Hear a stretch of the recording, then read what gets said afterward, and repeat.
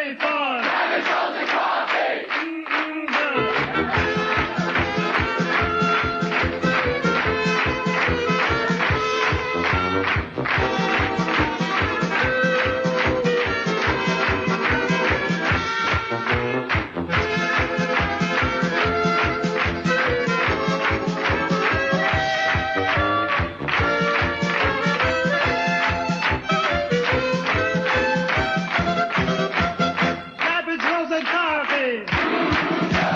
You know, there never is a bad time for a cabbage roll. And as I enjoy my coffee this morning, I would gladly indulge in a cabbage roll alongside it. That, of course, the song you just heard, the Schmengi Brothers, cabbage rolls and coffee. And if that song annoyed you, you can blame Kyle, one of our loyal and regular listeners and callers to this show, Farwell's Force member number 6. He's a top 10 member of Farwell's Force for Good, Force for Change, Force to be reckoned with. And here's the thing. On Friday this past week, we played your most annoying songs on our All Request Friday theme. Kyle had requested that song that you heard now. I know it's Monday morning. The last thing you need on Monday morning is another reason to be annoyed, right? That was Friday's All Request theme. But we had a problem. Friday, we struggled. We did with All Request Friday. And so the wrong song got played. And I promised Kyle that we would make up for it and get that song played on Monday. So a promise is a promise made, a promise kept, and we'll move into a new week together. As I was going to say, we continue to work out the new kinks in our All Request Friday. What is this? The new cart-based waste collection system in the region? Look, we got this stuff figured out. We're going to do a better job starting this week. I'll tell you that for free. Okay. And this week, speaking of All Request Friday, I don't know why we had such a hard time last week, but we're on the case and we're going to make those necessary improvements. This Friday's theme, even easier, because yesterday, the 8th of March, International Women's Day, don't you know? And also, don't you know, even though we look at Mondays as the beginning of the week, Sunday is actually the beginning of the week, the first day of a week, right? Weeks go Sunday to Saturday. So in light of International Women's Week, it started yesterday, and we will on Friday celebrate our favorite female artists with our All Request theme. All right? We're going to continue the celebrations of International Women's Day, make it International Women's Week. And on Friday, your theme for All Request is your favorite female artist. You want to get that request in early? You can just send me an email, mike@570news.com, or give Jen a call. She's operating our board today and answering the phones, and you can tell her what song you'd like to hear. Just make sure you make it very clear that, you know, if it's cabbage rolls and coffee you want to hear, make sure Jen knows it's cabbage rolls and coffee. She's on the case. Favorite female artists for our All Request Friday theme this week on the show. It was a weekend for your Kitchener Rangers during which they played not once but twice, one time more successfully than the other in terms of the Rangers' outcomes. On Friday night, a 3-0 win over the Sault Ste. Marie Greyhounds. Yesterday in Windsor, a 5-2 loss. Don't let the score fool you. Windsor got a couple of empty net goals in that one, but nonetheless, 5-2 the final score. But here's the good news. Here is the good news. When the Rangers play, Jack Pridham usually scores a goal. And that gives us the opportunity on the morning after the night before to play a little JP, Jack Pridham. JP on 570 for you. Face off in Ranger territory, won by Kitchener, and the Rangers left to right breakout. Edwards over the line, cross ice, O'Reilly in front, Pridham scores! O'Reilly put it right on the stick. Pridham tips it home. Lordy, he's got 40. He did on Friday night, his 40th goal of the season, and JP on 570 wasn't done yet. O'Reilly across ice, Pridham scores! Off the bar and in! Jumpin' Jack Flash, it's a power play goal. And Jack Pridham is one behind Merrick Van Acker for the OHL goal-scoring lead. That he is Jack Pridham and his 42 goals on the season, because he had an empty netter on Friday night as well. 42 goals on the season for Jack Pridham, one behind the OHL lead. And hey, 5 games to go, 42 goals. Can Jack Pridham score 8 more and become a 50-goal scorer for your Kitchener Rangers? I guess that remains to be seen, but nonetheless. JP on 570 to begin our Monday morning here on the show. It is the 9th of March. Hope you had a good weekend. I don't know if it was the Rangers' loss in Windsor yesterday or just the Mondays in general, but I'm feeling a wee bit on the grumpy side. And let me tell you why, okay? I will always be forthcoming and upfront with you. The time change is dumb. Like, it's just utterly nonsensical that we still, twice a year, move our clocks around. It's one of the dumbest things we do. And I heard all of the arguments as to why we do this, right? Or why we won't change like BC changed and just stay on one ding-dang time. I don't care if it's daylight saving time or if it's standard time. Just stay on one time. And as I said, I heard all the arguments, right? Well, we have to stay aligned with the United States and the stock markets and what would happen with air travel because, schedules and all this stuff. You know that there are actually today multiple time zones in the world, and some way, somehow, we have managed to get by just fine. It's always 3 hours earlier in British Columbia. I guess 2 if they stop doing the time change at some times of the year. But, what are we doing here? You know what we're doing? We're making excuses. It's not that we can't stay on one time. It's that we won't. It's kind of like our school boards telling us we can't align our calendars for the next school year. So we're gonna have to spend another $300,000 on transportation because we can't align our calendars. No, you won't align your calendar. It's not hard. It's kind of like our regional government telling us that we do not deserve to know the information about the Wilmot Land Assembly or the group that's put together to help find solutions to our water problem because, they put non-disclosure agreements over all of that. It's public information. You can't hide that behind a non-disclosure agreement. You don't do that.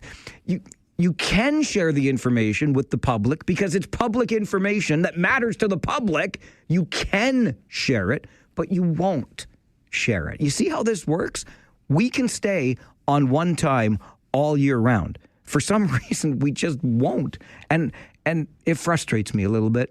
It frustrates me just a wee bit. It's not a matter of cannot. It is simply a matter of will not. And I, for one, I'm sick and ding-dang tired of it. Stroke of a pen, baby, and we're on one time for the rest of our lives. Wouldn't that be a nice thing? I think it would be a nice thing. You know what else is a nice thing? When we start this show every day, our phone lines wide open to you so that you can get things off your chest first thing on Monday morning if you so desire.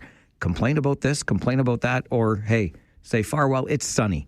Lighten up. 519-570-2545. Star 570 and 1-800-570-5715. My friend and yours, Chef D, on the phone with us this morning. Hey, Chefy. Hey, brother. That was a great rant. Thanks. A great rant. I appreciate that. I was working on it all morning. Brother, I'm with you on that. Like, somebody's got to pick up the pen. Yeah, it's easy. It's so easy. We just won't do it.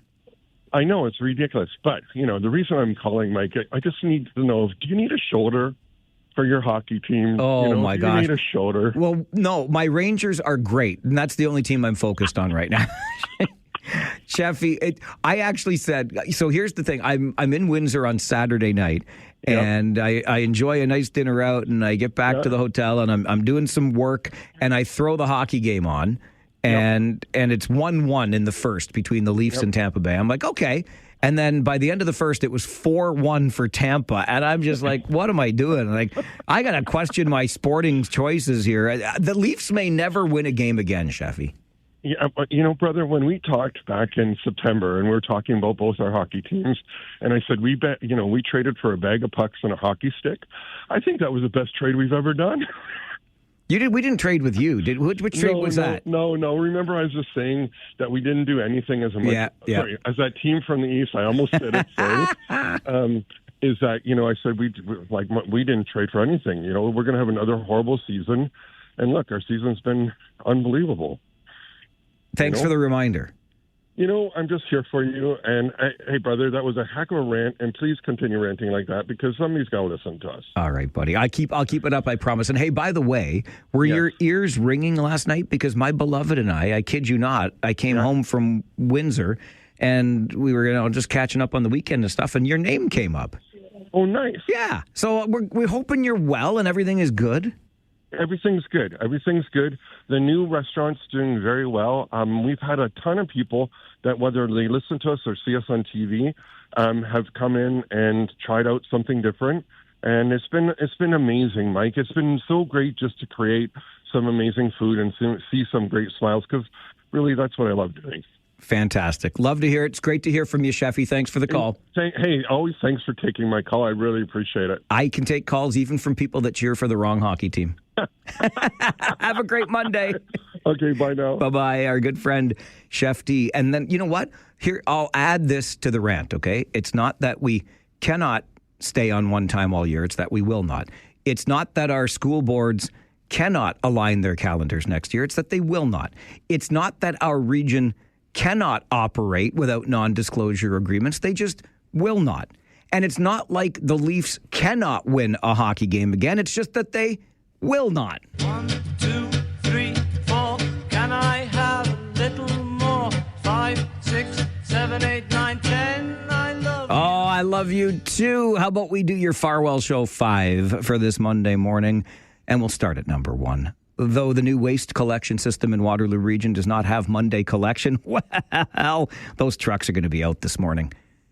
This is not a good thing. They have to play catch up because last week did not go so well the first few days of the new system.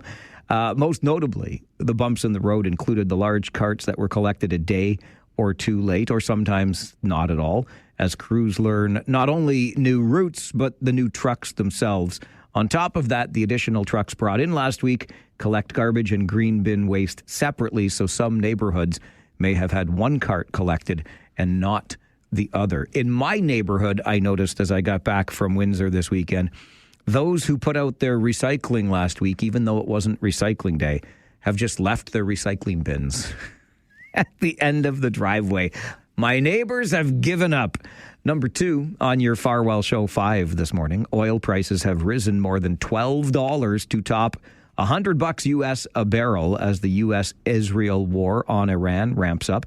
The fighting is ensnaring countries and places that are critical to the production and movement of oil and gas from the Persian Gulf. We're talking about this in less than an hour, just after the 10 a.m. news. The Strait of Hormuz, if you've heard about it, you'll learn more about why it's so important. Number 3, Global Affairs Canada says hundreds more Canadians are expected to leave the Middle East on block-booked flights in the coming days. Canadians fleeing the area began to return to Canada for emotional reunions with families waiting at Toronto's Pearson International Airport over the weekend. Some passengers said they arranged their own flights after Ottawa advised Canadians to find commercial routes out of the conflict zone. Number 4, Cambridge Memorial Hospital Foundation has raised more than $1 million in a single fundraising event. More than 400 community members gathered at Tapestry Hall last month for CMH Reveal Starlight Serenade, raising over $1 million, making it one of the most successful and impactful events in the foundation's history.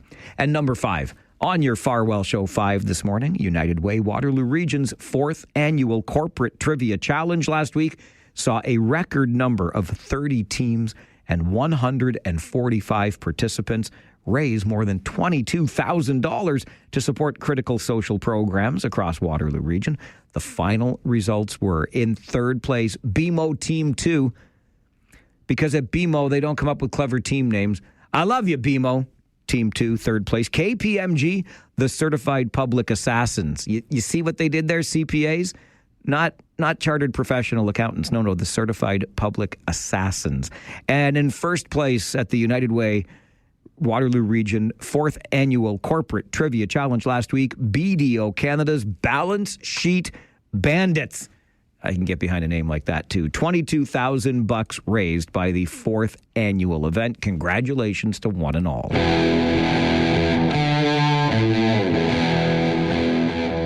You go to the box, you feel shame.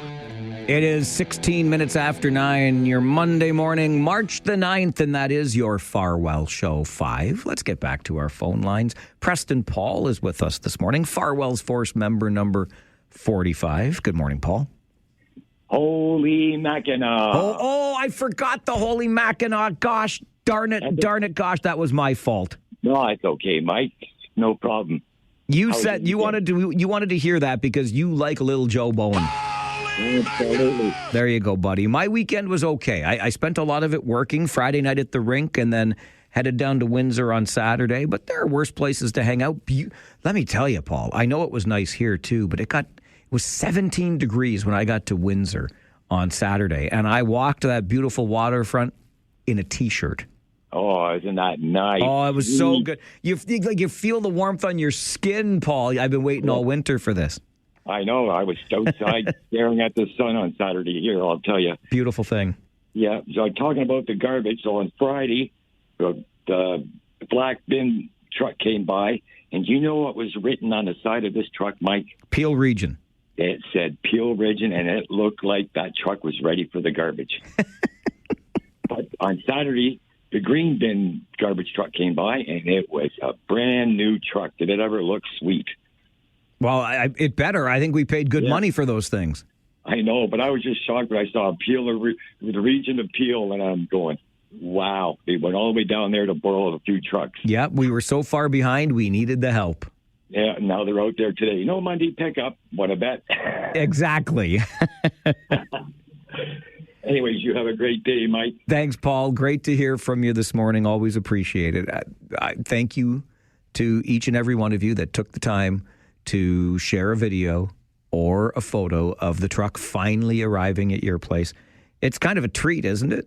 When you see that truck come by, I still don't understand. It is so much slower than the way we used to do it as human beings. And I am honestly trying to figure out this whole 2-foot spacing between the bins because those little arms don't need 2 feet. I guess they say 2 feet because we'll probably misjudge it, but I don't know. That arm just slides out. The thing doesn't spread its arms until it gets into the truck and drops the bin, right? I don't know. Whatever. Ain't my truck. It's just supposed to pick up the stuff I leave at the end of the driveway, unless it doesn't show up. So even though there is no Monday collection, those trucks are on the road again this morning. Carbon footprint, carbon schmutprint. It's the Farwell Show on 570 News Radio and Rogers TV.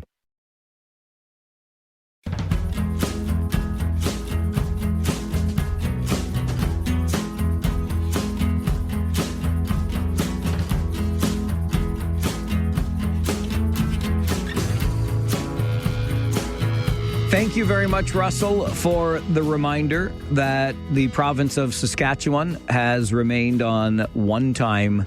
The clock never changes for many, many years now. It's so easy, but we won't do it. I remember many, many years ago, and I was thinking about this morning, and I thought, did I misread the clock? I don't think I did. I'm going to stick with I did not misread the clock. So I'm driving from British Columbia, where I got my first full-time radio job, back to Ontario, where I got my second full-time radio job in Thunder Bay. And I wasn't far outside Thunder Bay. I can't remember exactly where I was, but I was kind of in the home stretch after driving. I spent 3 days. Where I go? I went Edmonton. I went Regina. Oh, and I did Winnipeg. So 4 days coming across. And I'm on the final leg of the journey coming towards Thunder Bay. And I think I was looking for gas. I don't know. Maybe I just needed to stop and use the washroom. There's this little place off the side of the road. I pulled off only to find that it was closed. But I was still, being the snoopy guy that I am, I'm peering in the windows, like, what's going on in this place? Why isn't it open? And when I peered in the window, I saw the clock, and it was different by an hour. And I'm like, wait a minute. I'm in Ontario now, and surely to goodness, when I get to Thunder Bay, my final destination, I'm not going to be in a different time zone than the rest of Ontario, am I? No, Thunder Bay is the same as here. It's currently 8:23 in the morning. I know the clock says 9:23 now, but we moved the stupid clocks on the weekend because we do dumb things. Anyway, it's 9:23 a.m. Eastern Daylight Time in Thunder Bay as well. But this community not far outside Thunder Bay, somewhere between Thunder Bay and the Manitoba border, obviously sitting on Central Time. See, that's another thing I'm thinking about. Like we can't change the time here in Ontario. We have to align with the New York Stock Exchange and the United States. New York does just fine with Chicago and Minnesota. They're an hour different. Like what? Anyway, there's a place, I don't know where, somewhere in northwestern Ontario between Thunder Bay and Manitoba where they are on Central Time instead of Eastern Time. I just remember that, and that's all I can tell you. But, Russell, thanks for the reminder. Saskatchewan never changes. Pam sends me an email to Mike at 570news.com. She says, Mike, down here in Dune, we are on day 4 of our green bin being on the driveway. Is this the region's way of driving me crazy? No, Pam, it's not. It's just the region's way of making you aware that you pay taxes for this service. See, before, it was like the waste collection ninjas, right? They just showed up all stealth and stuff. You never saw them. You never worried about it. You just got your bin to the curb, and wada bing, bada boom, the little waste collection ferry came by. Well, the region wants you to know that you're getting waste collection now. They want you to see where your tax dollars have gone. And I've been meaning to share this email from Mark to Mike at 570news.com. He sent it last week because he says, I like the Not Everyone is a Jackwagon segment that you do. It's a nice reminder that not everyone is an idiot. However, after my drive home this afternoon, I've come up with part B of Not Everyone is a Jackwagon. I'm calling it Jackwagon Meets Karma Carriage. Wellington Road 32, and I wanted to share this because I hope the driver hears it. So this was last Wednesday, driving on Wellington Road 32. I found myself behind 4 vehicles, behind a tractor trailer, or a tractor pulling a trailer. Our parade was not above or close to the speed limit. Traffic coming towards us, we all just practiced patience and turned up the Rob Snow show because they were in the afternoon last week. However, someone, a true jackwagon, in a sports car behind me, flashing lights and honking their horn, attempted to pull out and pass a few times before deciding he was going to star in his own Fast and Furious movie and pull onto the gravel shoulder to race past the entire parade. I am pretty sure I was not the only parade member that laughed out loud as I saw the jackwagon's sports car parked on a broken mailbox post. That jackwagon definitely ran into a karma carriage in the form of a mailbox. Thanks, Mark. Appreciate the email. Don't be a jackwagon. And a reminder that Not Everybody is a Jackwagon is a segment we share with you every morning on the show at 10:20. So if you need the reminder that not everybody out there is a jackwagon, make sure you join us daily at 10:20 here on the Mike Farwell Show. This is 570 News Radio and Rogers TV.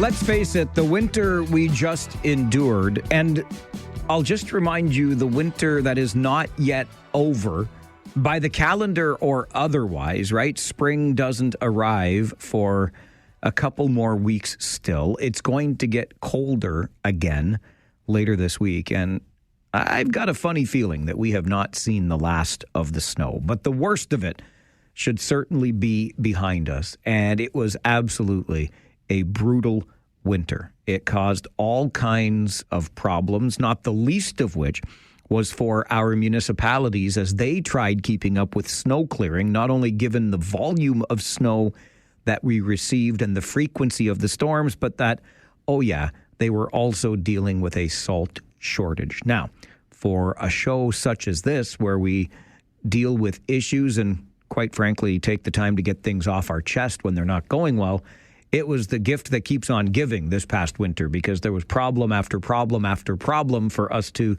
complain about and or try to get fixed. And it seems like this gift of the past winter keeps on giving, as we are joined on the show this morning by Kayla Andrade. Now, you've probably heard Kayla on the show before because she speaks passionately and advocates for landlords in this province. But in this case, it's something that happened to Kayla and a building that she owns in the city of Cambridge. Kayla, thanks very much for the time. Good morning. Good morning, Mike. Thanks for having me on. So this is connected to the brutal winter that we had, and I guess on the property that you owned, your inability to clear the snow in a timely fashion, at least not a fashion that suited the city of Cambridge.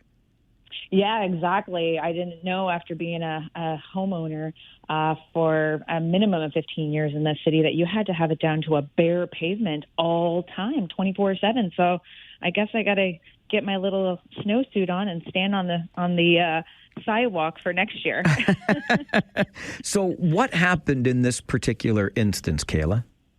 Okay, so on December 13th, there was a notice that was put on the rental property that I own. Obviously, we don't live there, so we didn't get to see it. The city had came by on the 14th, again, to re-inspect and charged $86. Then they came back again on the 16th of December, charged another $86 to re-inspect, also do the work. So they end up charging about $153.54 plus tax. But that wasn't good enough. They needed to do a fine of $297. They had to charge $12 for a mailing fee, the notice that I did not get, and a land title search of $35. So we're looking at approximately $691.90 for a sidewalk at the bottom of a driveway to a rental property. And you received, well, the house received the notice on December the 13th, as you pointed out.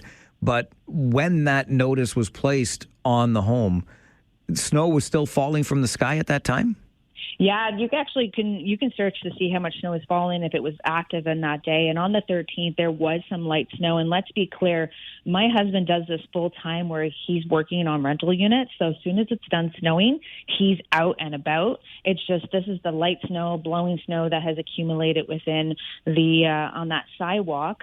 And everyone would like to say, well, it comes based on complaint. Okay, well, if it was the tenants complaining at the rental property, were they complaining about the driveway as well? No. And if it was someone who was walking, were they complaining about the other two properties on the other side of this property? No. And again, we go and ask questions. Is property standards, if it did come from a tenant, is property standards asking our tenants, did you bring this concern to your landlord before you called property standards? And that's where we're starting to see where property standards kind of comes in as a standard of abuse sometimes, when people are using it as a complaint tool rather than a resolution tool. So you document, Kayla, that there was a notice issued followed by 2 re-inspections at $87 a piece.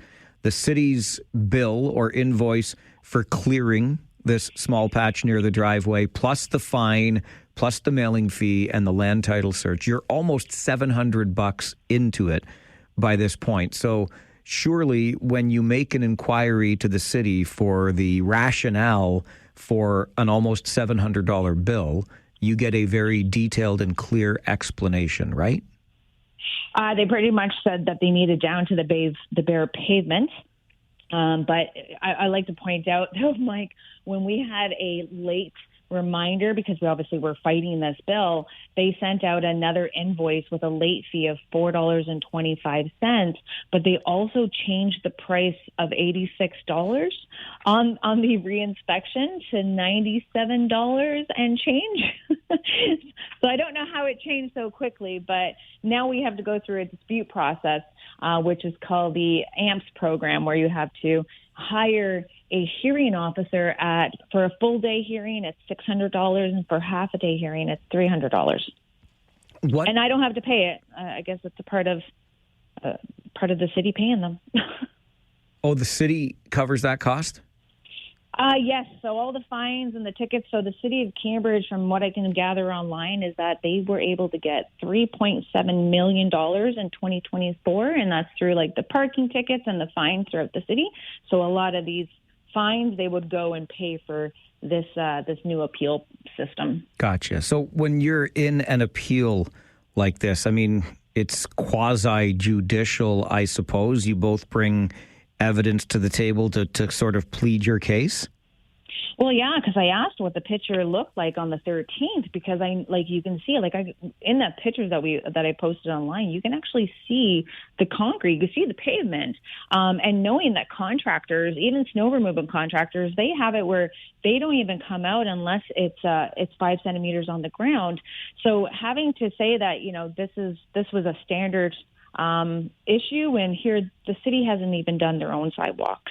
That's where a lot of this, I think, stemmed from, where a lot of people are complaining about the roads and the sidewalks that the city owns not getting done. But they did have time to come out and find the homeowners who clearly can show that there was attempts made to make sure that the snow is being removed off of the sidewalk. So you had asked the city to provide its evidence for coming out and doing the work and issuing the fine, but you were told you need to file a Freedom of Information request? Yeah, they sent me the picture for the 16th, which obviously shows 4 days of light snow or blowing snow that had happened. And I said, no, I want to see the picture for the 13th. And they said that I did need to file a Freedom of Information. I did get a call from Cameron from the city shortly after, obviously going, what, are you kidding me? And he said, well, if you're going into a hearing, then you're going to get that picture through the disclosure that happens before we go into a hearing. So I guess I have to wait to see what that picture looks like. Sure, but you have to you also are in a position whereby you have to go to this extent, go through the appeal and wait for the hearing to get information from the city that I can't understand why the city would withhold it from you. I don't even know either, Mike. Yeah. It's obviously, is this about enforcement or is this about punishment? Deep down, this is what it is. If I can have the city of Cambridge call me, say that I have a above average usage for water in my home, because obviously they indicated a leak, why can't the bylaw officer be able to contact us by email, by phone, or even at least put the piece of paper in the mail so that I can get it in a timely manner to address their concern? But we do need to reflect what their requirements are, and bare pavement is not a realistic ask. We know that one of the many challenges we had with this past winter, region-wide, but specific to the city of Cambridge, was the city's idea to create some artificially intelligence-generated cartoon characters, reminding us all to be patient, be kind to plow operators, et cetera, et cetera. You decided, Kayla, to respond with a digital image of your own. Who is Ice Inspector Ken? Ice Inspector Ken was a Karen at first. But once I started dealing with staff, I'm like, let's change him to Ken. He's obviously the one that's coming out there really slamming down the hammer on the residents, saying, rules for thee, but not for me situation. And that's what we also have a problem with, is when the city can sit there and not do their job, but then have people, trying their hardest, especially through the salt shortage and the amount of snow that we had. So, yeah, this is where it's you shouldn't be enforcing as hard as they are. And I understand that we have, sidewalks and people do need to get by. And clearly I've been a mom of 4 with strollers, and it was clearly that it can be done. But there's images that I posted with the city, and you clearly cannot even barely walk on it, alone get a stroller or someone who is disabled on that sidewalk. So, yeah, I just thought it would seem relevant just because they want everyone to be patient. Well, obviously that's the city not being patient with their residents. I wish you luck with the appeal, Kayla, and I hope you'll keep us posted as to how it all goes. You got to follow Councillor Helen Swery. She's got a motion that was brought forward, and they're going to have a report regarding the city, their winter road maintenance and sidewalk safety, because they know at the city that they need to do better for themselves. So I hope this is a part of their change. Really appreciate your time this morning. Thanks for being here. Thank you so much, Mike. Kayla Andrade, you too. Bye-bye. Kayla Andrade joins us. She is most often on the show to talk about landlord and tenant issues. She heads the Ontario Landlords Watch and advocates for those who are landlords. In this case, she thinks it's overly punitive that one of the rental properties that she owns was ticketed, fined, and invoiced for the city clearing the snow. Generally speaking, and Wayne gets to this on our Facebook page, because if you want to see the digital creation ICE Inspector Ken, you can do so on our Facebook page this morning, facebook.com/The Mike Farwell Show. And I think Wayne really takes the right approach to this. He comments on our Facebook page, I don't think a compelling argument was made against this infraction. Arguing that the city's inability to clean their sidewalks is, in my opinion, not a reason to argue why you shouldn't be issued an infraction against your rental property. On the other hand, the city needs to produce evidence to support their fine without having to make a Freedom of Information request. Bingo, bongo, bango, Wayne. This is the part that really chafes my chaps. It goes back to what I was talking about at the beginning of the show today with some frustrations over, cannot versus will not. And I cannot fathom a circumstance whereby you are penalized like this and the city says, in order to show you the evidence for the penalty that you have been issued, you have to file a Freedom of Information request, which, by the way, costs money and usually takes an incredible amount of time. Why should you have to do that? As a resident of the city has fined you. The city should be able to explain the rationale for that fine, period. End of story. And produce the evidence that backs up the levying of that fine. You don't have to file a Freedom of Information request with your own municipality in this regard. It's about your property and the fine that the city issued to you. That is not protected by any sort of legislation that would require you filing a Freedom of Information request. So come on here. And then Wayne goes on to say, best practice, shovel your sidewalks when it snows out of respect for your neighborhood. Be a good citizen. I think, Wayne, you strike the right balance, but I'm always interested in hearing from you on these issues. Again, you can check out the digital creations on our Facebook page, facebook.com/The Mike Farwell Show, and leave a comment there or give us a call because we love to have a conversation. Jason is with us on the phones already. Good morning, Jason. Good morning, Mike. How are you? I'm all right, and you? I'm well, thank you. I'll talk to this point both from a City of Kitchener viewpoint. This is something that I've dealt with on a number of occasions. Residents receiving huge bills for snow clearing, and in my mind, there needs to be a balance. I understand the accessibility factor when it comes down to bare pavement, but also what's common sense. We had a horrible winter. We had a horrible winter last year. The municipalities and the region want us to use less salt. And sometimes we're not able to get out there immediately and shovel. And if that doesn't happen, then people walked over your sidewalk, and so they push that snow down, make it more compact, and then it makes it tough to get up from the bare or from the pavement. And so I'd like to see a balance. And I've had some minor conversations with staff at the city to talk about how can we make this more equitable for everybody, because it just doesn't. It's not common sense. I get, the standards are the bare pavement, but in some situations that's not possible unless we're throwing a whole whack of sand down there. And so I'm interested in seeing what's going to happen in the city of Cambridge with their motion, because while the fines are high. They are actually, I've seen some astronomical fines, but we need to do a better job of just having that balancing act. Jason, appreciate the call and the perspective on that from the City of Kitchener's side of things. And this is region-wide. All municipalities will be dealing with this, including Woolwich and the City of Elmira, where Elmira does the sidewalks for you. And I heard nothing but complaints this winter, too, because the winter was so bad. I think some common sense makes a lot of sense.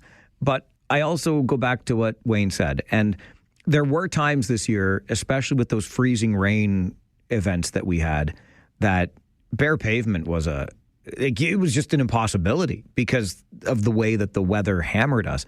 Best practice, as Wayne points out on our Facebook page, is to be a good citizen, keep your sidewalk clear, and you got to stay on top of it. There's no question about it. We were able to, at the Farwell household, keep it down to the bare pavement for most of the winter, with the exception of those really awful times. And I confess to having really given up on the driveway because that's only my problem when I'm in the driveway, right? But the walk up to the front porch and the front sidewalk was always cleared. And for the most part, it was down to the pavement because you got to stay right on top of that stuff. And I'm lucky that I can. If I'm not there, my neighbor is very helpful in that regard. If you fell behind this winter, you were pretty much doomed. And I don't know the answer. I don't know the answer to all of it because I think generally, to Wayne's point on our Facebook page, keeping up with this stuff and keeping things clear is just a sign of being a good neighbor. But in a winter like this, oh my goodness. And a city that says if you want the evidence that we based this fine on, you have to file a Freedom of Information request. Come on with your coming on here. This is the Mike Farwell Show, 570 News Radio and Rogers TV.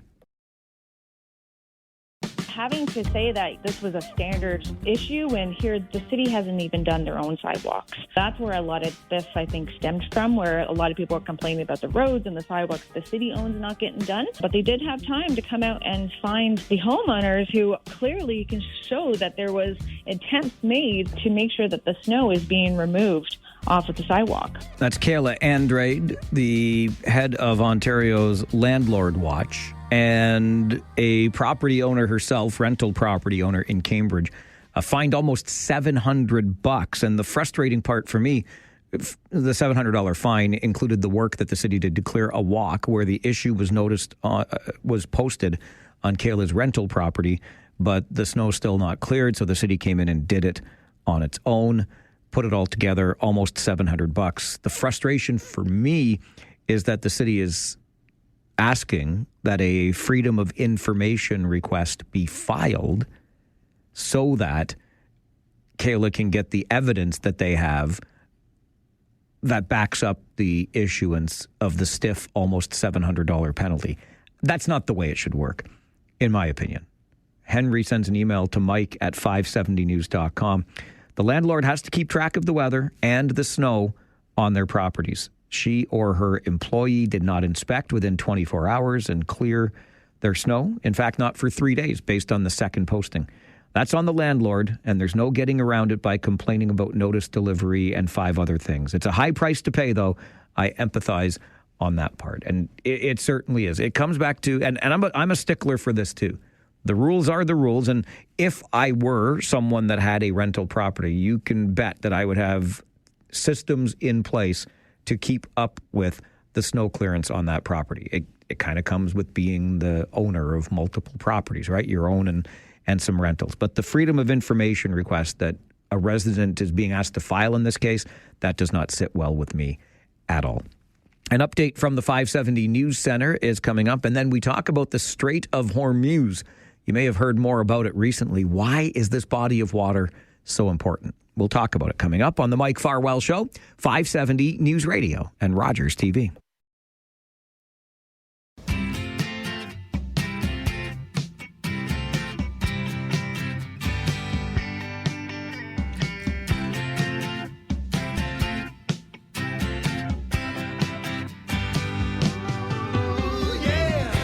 You have noticed those gas prices, haven't you?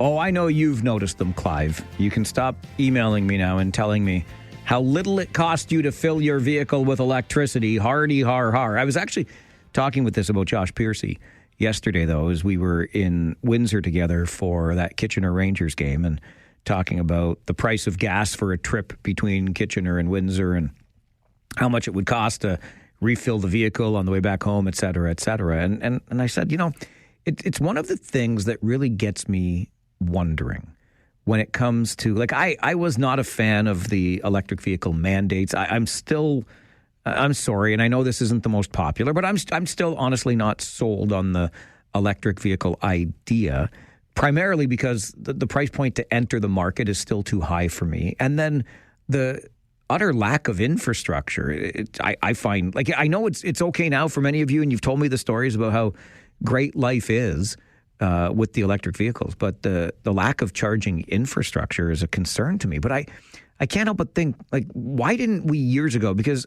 as long as I've been in this business, we have complained about gas prices being too high and increasing too quickly and, fluctuating so much. And if it mattered that much, wouldn't we have gotten much more serious about electric vehicle technology a whole heck of a lot sooner than we have? And we might be way further ahead of the curve by this point. Anyway, a bit of an aside here as we talk about the frustration that we feel here in southern Ontario with the price of gas based on a conflict that's happening half a world away.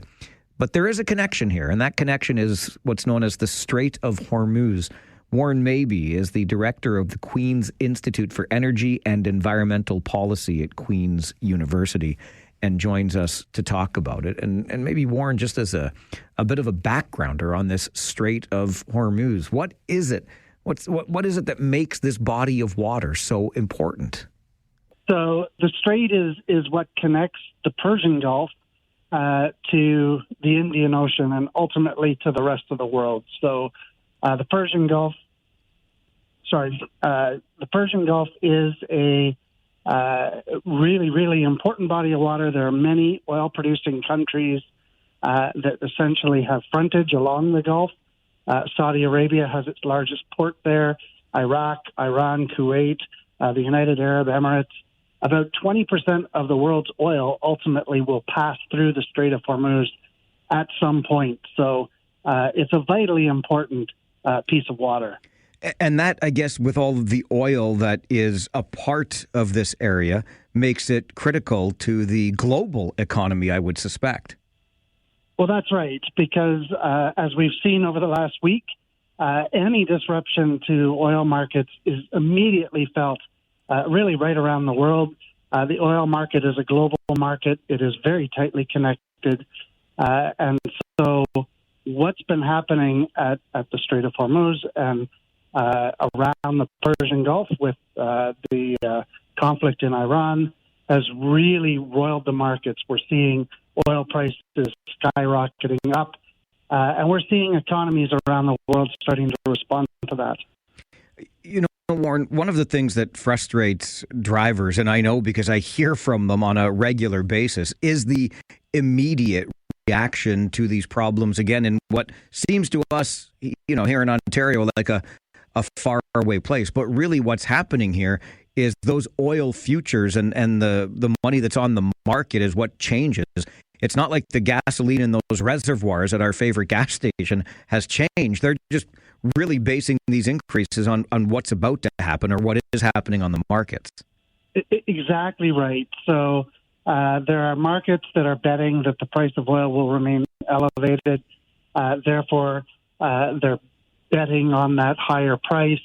All the suppliers, so whether you're talking about a big company or whether you're talking about countries in some cases, are looking to build up their reserves so that they've got the oil that they need to carry through this disruption. And all of that translates immediately into higher prices. And yes, unfortunately, we do feel it at the pump, and we feel it right away. It didn't take very long for those prices to start to come up. It certainly did not. Now, this is also not something that's entirely new. We have gone through crises like this in this part of the world in the past. What have we learned, Warren, from those previous crises? Well, I think one of the big lessons that has been taken away is how important it is to have a diversified source of energy. And That includes oil. And the truth is that we have diversified oil production. Back in the 1970s, when there were a couple of big oil crises, based on conflicts in the region, the United States was a net importer of oil and relied very heavily on Middle Eastern oil. That's not the case now. The United States is the biggest producer of oil in the world. And yet the markets are sort of responding as though it was back in the 1970s. It's partly because we're trained, to believe that these types of disruptions will lead to long-term economic disruption.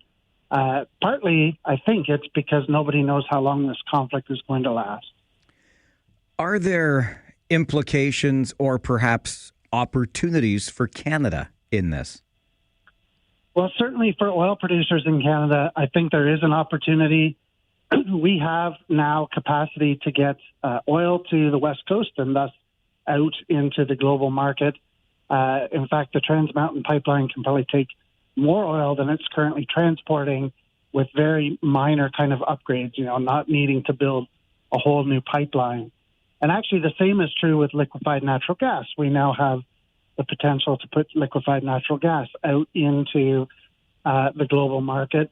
Because there are countries that are going to be facing shortfalls, this is a chance for Canada to diversify and to build up its customer base and to help our allies, and this can all be done without essentially building a lot of new infrastructure. If we can do that without building a lot of new infrastructure, I mean, much like we talked about earlier with the immediate increase to these prices that we see at our favorite gas stations, can we ward off future impacts like this by getting this infrastructure in place in Canada today, or is this a longer-term play? Well, I think there has to be a longer-term play, and one of the really fundamental things about the oil market is how connected it is around the world. One of the things that came out of the 1970s was a push to diversify beyond oil and beyond the products of oil, and that is where the first really big emphasis on building new nuclear came in the 1970s. That's when we saw a lot of development of alternative fuels and things like that, largely led by the states, because the states at that time was really feeling the pinch. If this conflict continues for a long time, I think we will see more of a push, because even if Canada were to, double our oil output and, add additional lines, it wouldn't protect consumers from rising gas prices. We wouldn't have a special price for gas in Canada or gas in the continental North America. We would still be paying those international prices. If this conflict lasts for a long time, which is one of the big questions here, President Trump has suggested it would only be a matter of weeks before the U.S. is out and this is over. But what are the implications of the length of this conflict, be it shorter versus longer? Well, the longer the conflict goes on, the more disruption we see in these markets, and the higher the price of oil is going to potentially go. I don't think that we're going to see the kind of quadrupling in oil prices that they saw in the 1970s, largely because of what I said earlier. The U.S. is now a major producer. Russia's a major producer. Canada's a major producer. We have the potential to fill in some of those gaps. But I do think that, the world's infrastructure is still built largely to run on oil. And the longer the conflict goes on, the higher those prices will stay, and the more likely it is that we'll see recessions and slowdowns in the economies right around the world. Warren, I really appreciate your insight on the show today. Thank you very much for being here.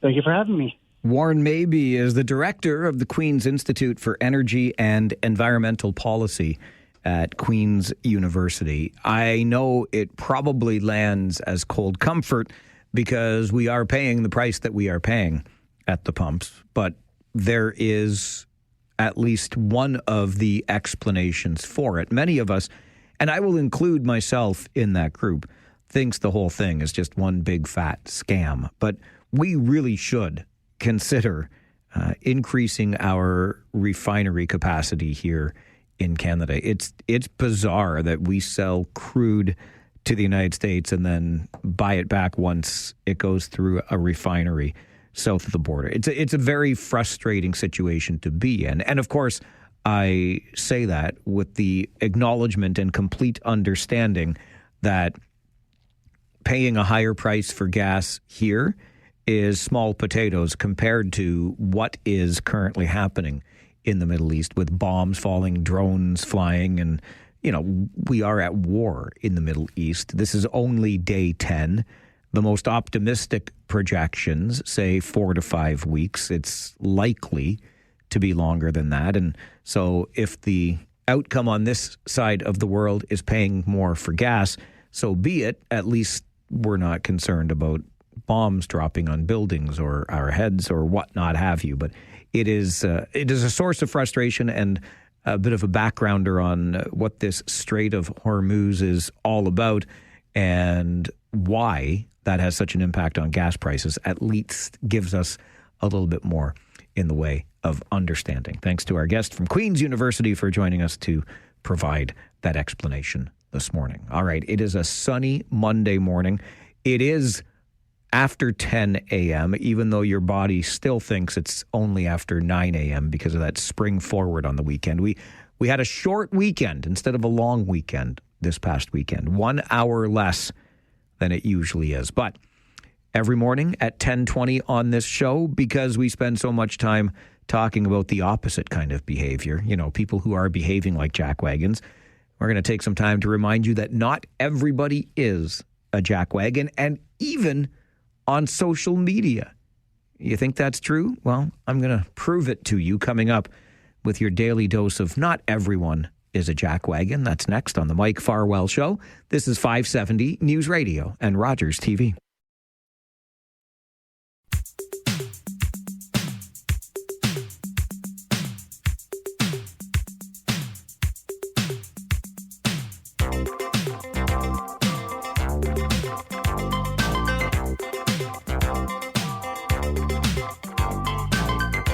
Near the beginning of the show today, just before 9:30, I shared with you an email from Mark who said, I really enjoy your new segment, Not Everyone is a Jackwagon, but I want to share a story of somebody who is, which was fine. And then Mark shared via email the story of being stuck behind a truck pulling a tractor, slow-moving traffic. Somebody was so frustrated they decided to use the shoulder to pass by everybody, and well, it didn't end well for the person passing by on the shoulder, which makes us feel like karma was delivered almost instantaneously. Although then, you know, what are we really saying about ourselves if we are celebrating the misfortune of somebody who crashed into a mailbox on the side of a rural road, in this case, Wellington Road 32. But I digress. We talk a lot on this show about the people who engage in jackwagon-like behavior. So I pledged that this year would be the year we're going to change. Well, we're not going to change that we talk about people who act like jackwagons, because people do. But sometimes you get caught up in this idea that, man, like, are there any good people out there? And I'm here to remind you that the answer to that is absolutely yes. And in this specific case, you can even find some of those people on social media. Imagine that.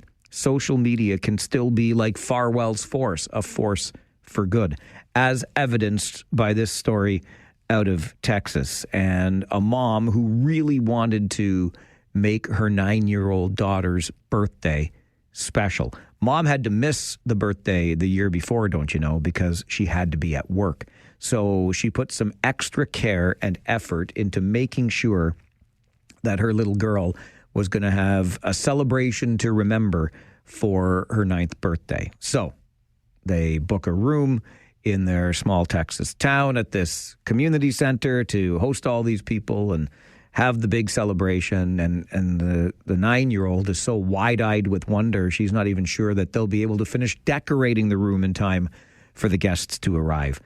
But then the problem began when the guests did not actually arrive. Nobody was showing up who had been invited. And a half an hour into what was supposed to be the party, Mom was starting to get a wee bit on the desperate side. Again, having missed the celebration a year before, she wants to make sure this is a big one for her daughter. So she thought, well, what have I got to lose? I'm just going to take to social media and put it out there. If anyone in this community would like to stop by and celebrate my 9-year-old's birthday with us, you are more than welcome to attend. And then the magic happened. Yes, through social media. Took very little time for a few neighbors to show up. And the next thing you know, the whole room at the community center was jam-packed with sometimes, in some cases, complete strangers. Police officers from the community showed up. And people didn't just show up to celebrate the 9-year-old's birthday. They brought gifts with them. And if you ask the little girl who celebrated her 9th birthday, she will tell you that she thinks it was a great party, maybe even a little bit better than great. All of the people that showed up and they brought the gifts with them, some of them complete strangers, just because Mom decided, well, I'm going to go to social media and make my plea there, proving that not only are there people out there who are certainly not jackwagons, but you can even find them sometimes on social media. Imagine that. It's all about the user, and a lot of the users on there are actually really nice people at heart. That is your daily reminder that not everybody is a jackwagon. And if you know somebody who is not a jackwagon and you would like us to share their story on this show, by all means, drop me an email, mike@570news.com, and we would be more than happy to feature that story. We go to Texas sometimes for the stories. Other times we find them right here in our own backyard. But every day at 10:20, we will remind you that not everybody is a jackwagon. The idea occurred to me over the Christmas break this past year, so a few months ago now, because you know how it is around the holidays, right? And everybody's saying, oh, wouldn't it be nice if every day was like Christmas Day? And I didn't want to be that cheesy. Oh, here's your reminder. Every day could be like Christmas. Because who wants to hear about that in July or August, right? Who wants to hear about that now when we finally feel like we've got the winter behind us? But nonetheless, we thought we'd put it in the language that we use and understand on this show pretty well, because if you're being a jackwagon, we will call you a jackwagon. But if you're not, we're going to celebrate that as well. Every day at 10:20 here on the show. This particular day happens to be a Monday, so you know that means a number of things happen on a regular basis, one of which is This Week in Music History. Our good friend and musicologist, Brian Allison, will join us for that just after 11 a.m., so a little more than half an hour from now. And then at 11:30, just over an hour from now, after the 11:30 news, David Drewe is here with Drewe's Views, talking about the big issues, mostly political. And then noon until 1, it's the Monday tradition here on the show, where we rant and or rave. We rant because we're upset about something. We rave because we're not. But it's an open line opportunity for you to let us know. You know, something that's got you frustrated, something that's got you smiling on this Monday. We're going to do that between noon and 1, your rant or rave hour of open line radio. As we enter a new week as well, just looking ahead, every Friday on this show is an all request Friday where we play a little bit of your favorite song. And in recognition of International Women's Day yesterday, we're extending it into an International Women's Week. So pick a song by your favorite female artist for this Friday's All Request Friday on the show as we celebrate International Women's Week. I'm going to get you an update from the 570 News Center right now, and then let's talk about the elder wisdom we can gather from the Green Bench. That's coming up on the Mike Farwell Show. This is 570 News Radio and Rogers TV.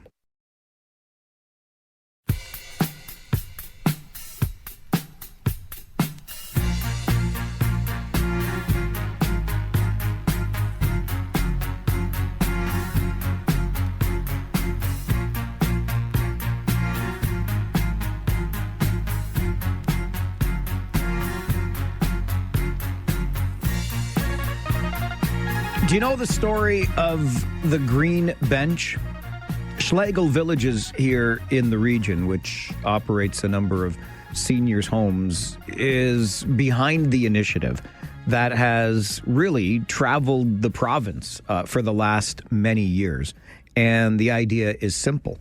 There is literally this green bench upon which an older resident of that community sits, and you are invited to sit next to that person and gain some of their wisdom through engaging in a conversation. Well, this whole idea has now been spun into a feature-length documentary that will be screened at the Centre in the Square tomorrow. And one of the storytellers featured in the documentary is Tom Farr, who joins the program now. Tom is an Elmira resident who himself has spent some time on that green bench. Tom, good morning. Good morning, Mike. How are you? I'm doing well, thank you, sir. How about yourself? I'm doing okay. Glad to hear it. Glad to hear it. The green bench, I want to start with you returning to Elmira, your hometown, after having been away for a while. What brought you back? Once you're from Elmira, you're always from Elmira. You can take the kid out of the town, but you can't take the town out of the kid. I can understand that for sure. And so, how long were you away for? Just a couple of years. Couple of years. But I did get back once in a while. But I hadn't been to my home farm in, probably 10, 15 years. And they took me back to my home farm where I grew up. Was part of the day. It's pretty incredible to have those memories come flooding back, isn't it? Yeah, it was kind of cool.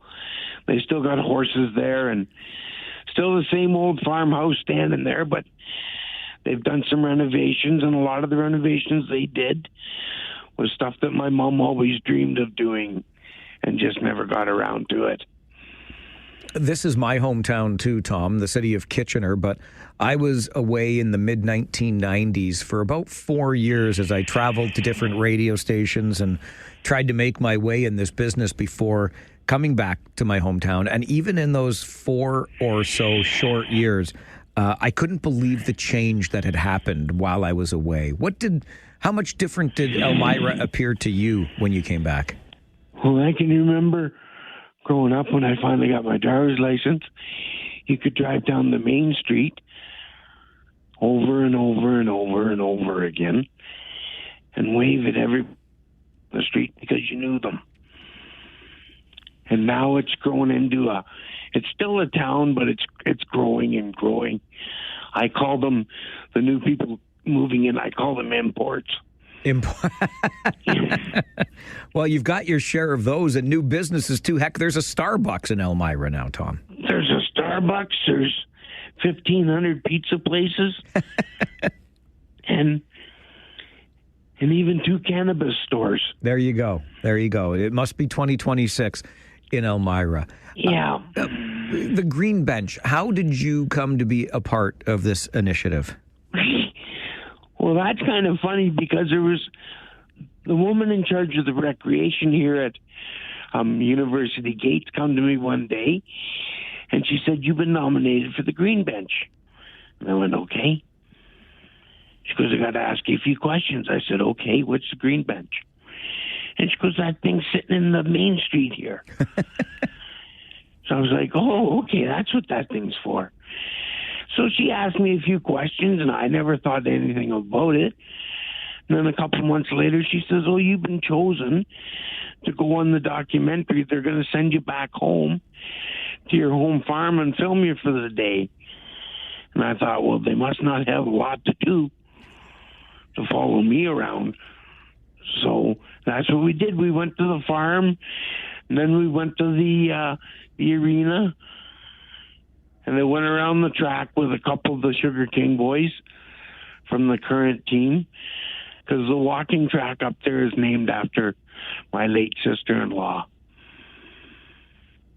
That's beautiful. What a nice touch that would have been. And it was good to talk to a couple of the current Sugar Kings, and they're nice young lads. Did you play hockey as a young man, Tom? Yeah, I did, and then I started refereeing. No kidding. Yeah. Now, why would you ever do a foolish thing like that? Because a friend of mine who was actually in the NHL at the time, he convinced me to start refereeing. He said the dirtiest players make the best referees. And I said, I can take that as a compliment or an insult. So I started reffing, and I enjoyed it. I did it until I got hurt. I took a slap shot in the face in Cambridge one night, and that was the end of all that. Who was the friend that you had in the NHL at the time? Oh, Mark Vines. Mark Vines. Yeah. Yeah. He was from Elmira. And I'll tell you what, Elmira, I mean, my goodness, we could go back to Butch Martin and so many others. Like, that's a hotbed of Brady Martin in the league right now. Yeah. There's, at one point, Woolwich Minor Hockey had the most per capita players in the NHL than any other organization in the country. Absolutely incredible. And your friend Mark said that the dirtiest players make the best referees. So yes, I don't know what he meant by that. Okay, that's fair. You know what? I'm going to leave that alone. I get it.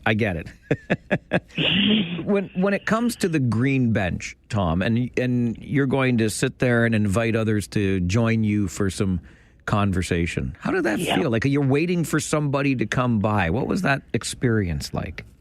Well, it was kind of weird and funny at the same time because it was a full day, and we went to the park in Elmira down to the gazebo, and by the time we got all set up, there was a lineup of people waiting to talk to me.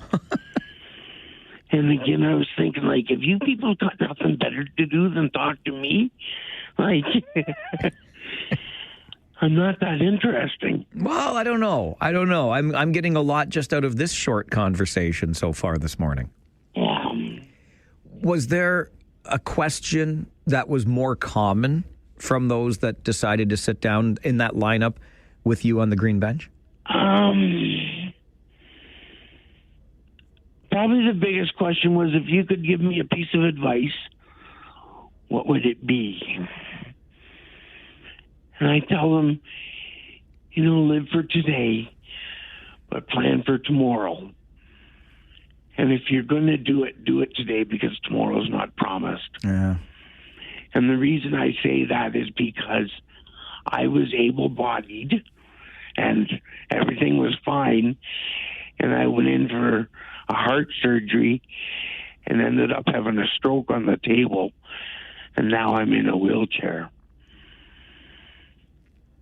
So you know as well as anybody that tomorrow is absolutely not promised. Certainly not the same tomorrow that you're having today.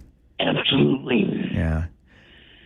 You talked about those days driving up and down Main Street in Elmira, and you could wave to everybody on the street because you knew everybody. It was a much smaller town, and look, it's a bigger region overall. I feel the same even about Kitchener, which was always a bigger city, but not as big and as busy as it seems today. What do you make of all of the change that we've seen in this community, Tom?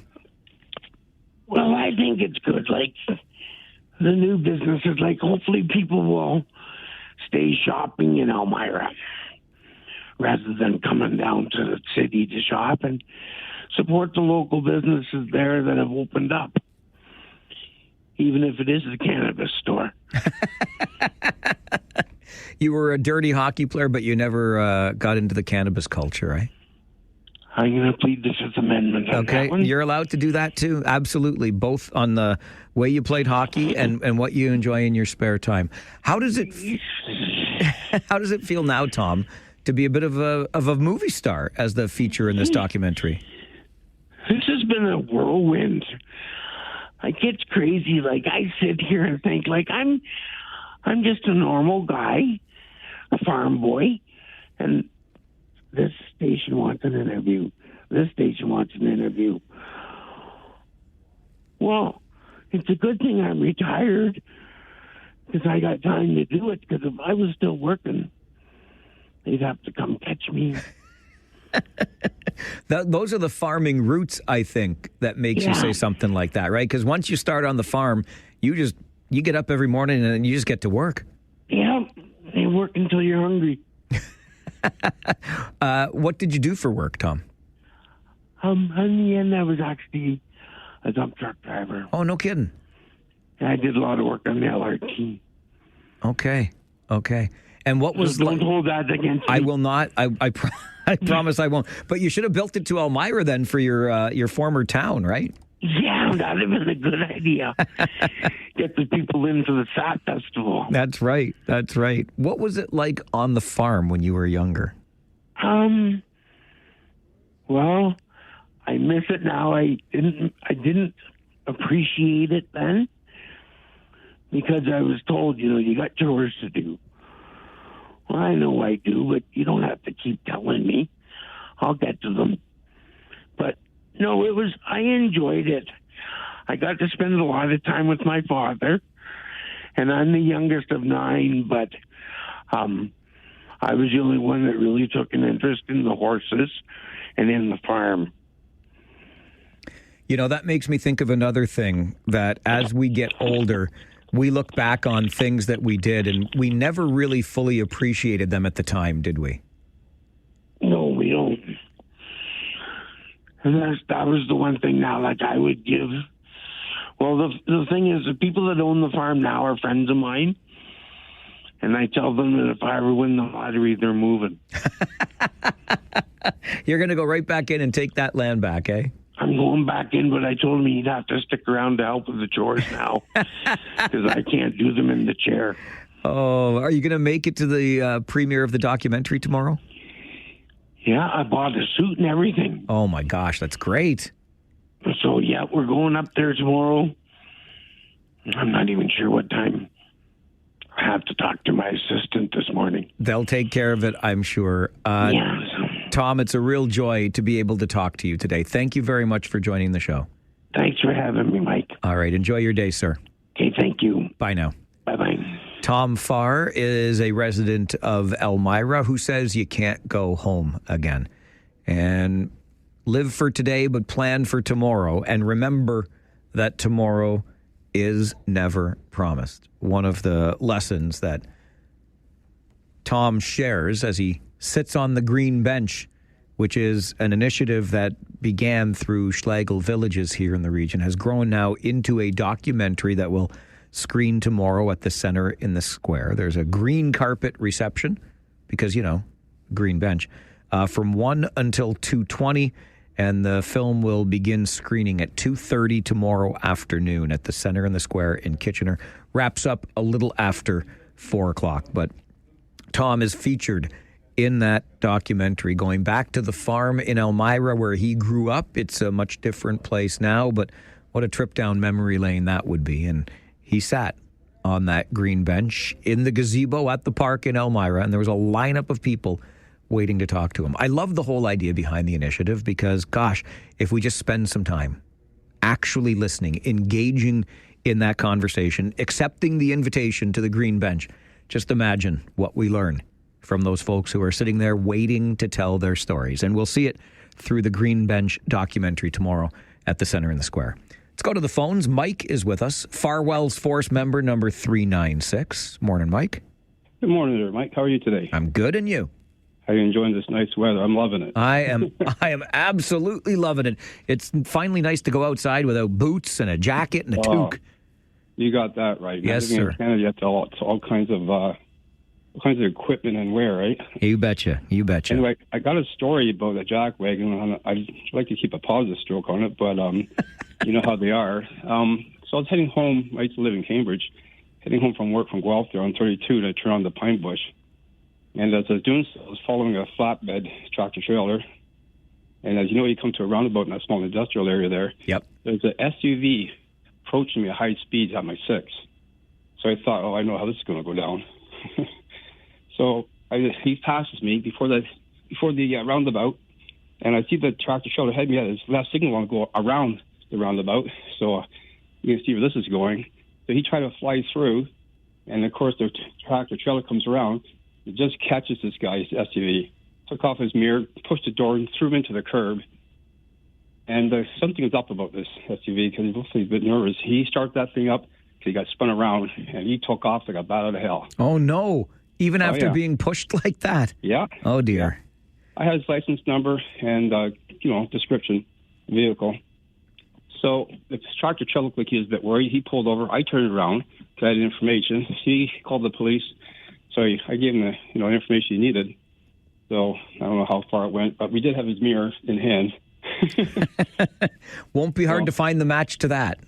Not really. So I don't know how that went down, but I just felt bad for the tractor trailer. People have to give these guys room to do their job. They're supplying us, maybe not this particular guy who's, loading equipment, but, they're always passing a tractor trailer up to a stoplight, and then they stand their brake on it. The tractor trailer weighs, 100 times more. You got to give these guys time like a train. They don't stop on a dime. Yeah, you know what? It's a great reminder, Mike, and I appreciate you calling and sharing that with us. It reminds me of the tractor trailer I was behind on Ira Needles Boulevard last week coming to work, and it's kind of like Franklin Boulevard in Cambridge, right? Roundabout after roundabout after roundabout. And these operators of the tractor trailers, they need to use both lanes when they go through the roundabout. So they'll put on their four ways. This guy did. I knew the drill. I've seen enough of that out there, but there are still people who will try to pass them on one side or the other as they're going through the roundabout. There's a reason they put their four ways on, because they need all of those lanes to navigate that roundabout. You don't want to end up with a situation like the guy the Mike just described to us. It's interesting. Every day at 10:20 on the show, we will share with you a story of someone who is not a jackwagon. And I always invite you to share with me a story of somebody who's not a jackwagon. We can share it on the show. And Mike took it the opposite way, which is fine because we talk about that a bit on the show. People who are not jackwagons and people who are. It's kind of like how the world works, right? Some people are jackwagons, some people ain't. Sometimes you feel like a nut, sometimes you don't. It's the Mike Farwell Show, 570 News Radio. We're all a little nutty around here. And Rogers TV. Probably the biggest question was, if you could give me a piece of advice, what would it be?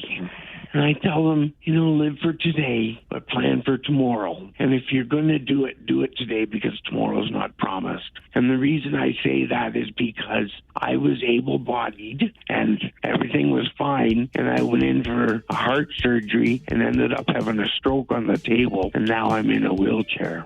The wisdom you can often gain through a conversation with one of the elder residents of our community. That is Tom Farr, who is featured in the documentary The Green Bench, which is literally that, a green bench that has traveled through communities across this province, including, of course, right here in the region of Waterloo, where the idea originated. And an older adult in our community sits on that green bench, and you are invited to sit down and engage in a conversation with that older adult and get some pearls of wisdom, the likes of which you just heard from Tom Farr, who is an Elmira resident and will be featured in that Green Bench documentary, which screens tomorrow at the Center in the Square. Mike called just before the break to share the story of somebody who is, as opposed to is not, a jackwagon every day on the show. At 10:20, we share with you a story of somebody who is not a jackwagon. You're always welcome to share a story with us of somebody who is not a jackwagon, or the opposite, like Mike's story about somebody that went into a roundabout even though there was a tractor trailer coming and it did not end well for the SUV who went into the roundabout too quickly and without leaving enough space for that tractor trailer. Stuart sends me an email to mike@570news.com, and it shows some of our beautiful rural roads. I mean, it's a little bit, that time of year with the snow melting and it's kind of icky looking, but that notwithstanding, we do have beautiful rural areas in this community, and Stuart sends several pictures of bags of garbage that have been dumped there, which absolutely is jackwagon-like behavior. Let's not do that, okay? Hey, speaking of older adults in our community, I have it on good authority that this week in music history's musicologist who joins us next is celebrating a birthday today. We'd play Happy Birthday, but there are so many royalties on that song, we'd be sued up the yin yang. But We will still take a look back at this week in music history with Brian Allison next on the Mike Farwell Show, 570 News Radio and Rogers TV.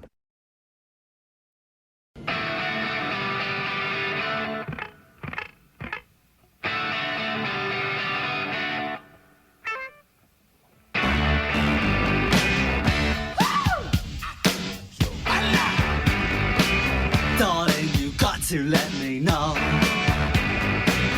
should I stay or should I go?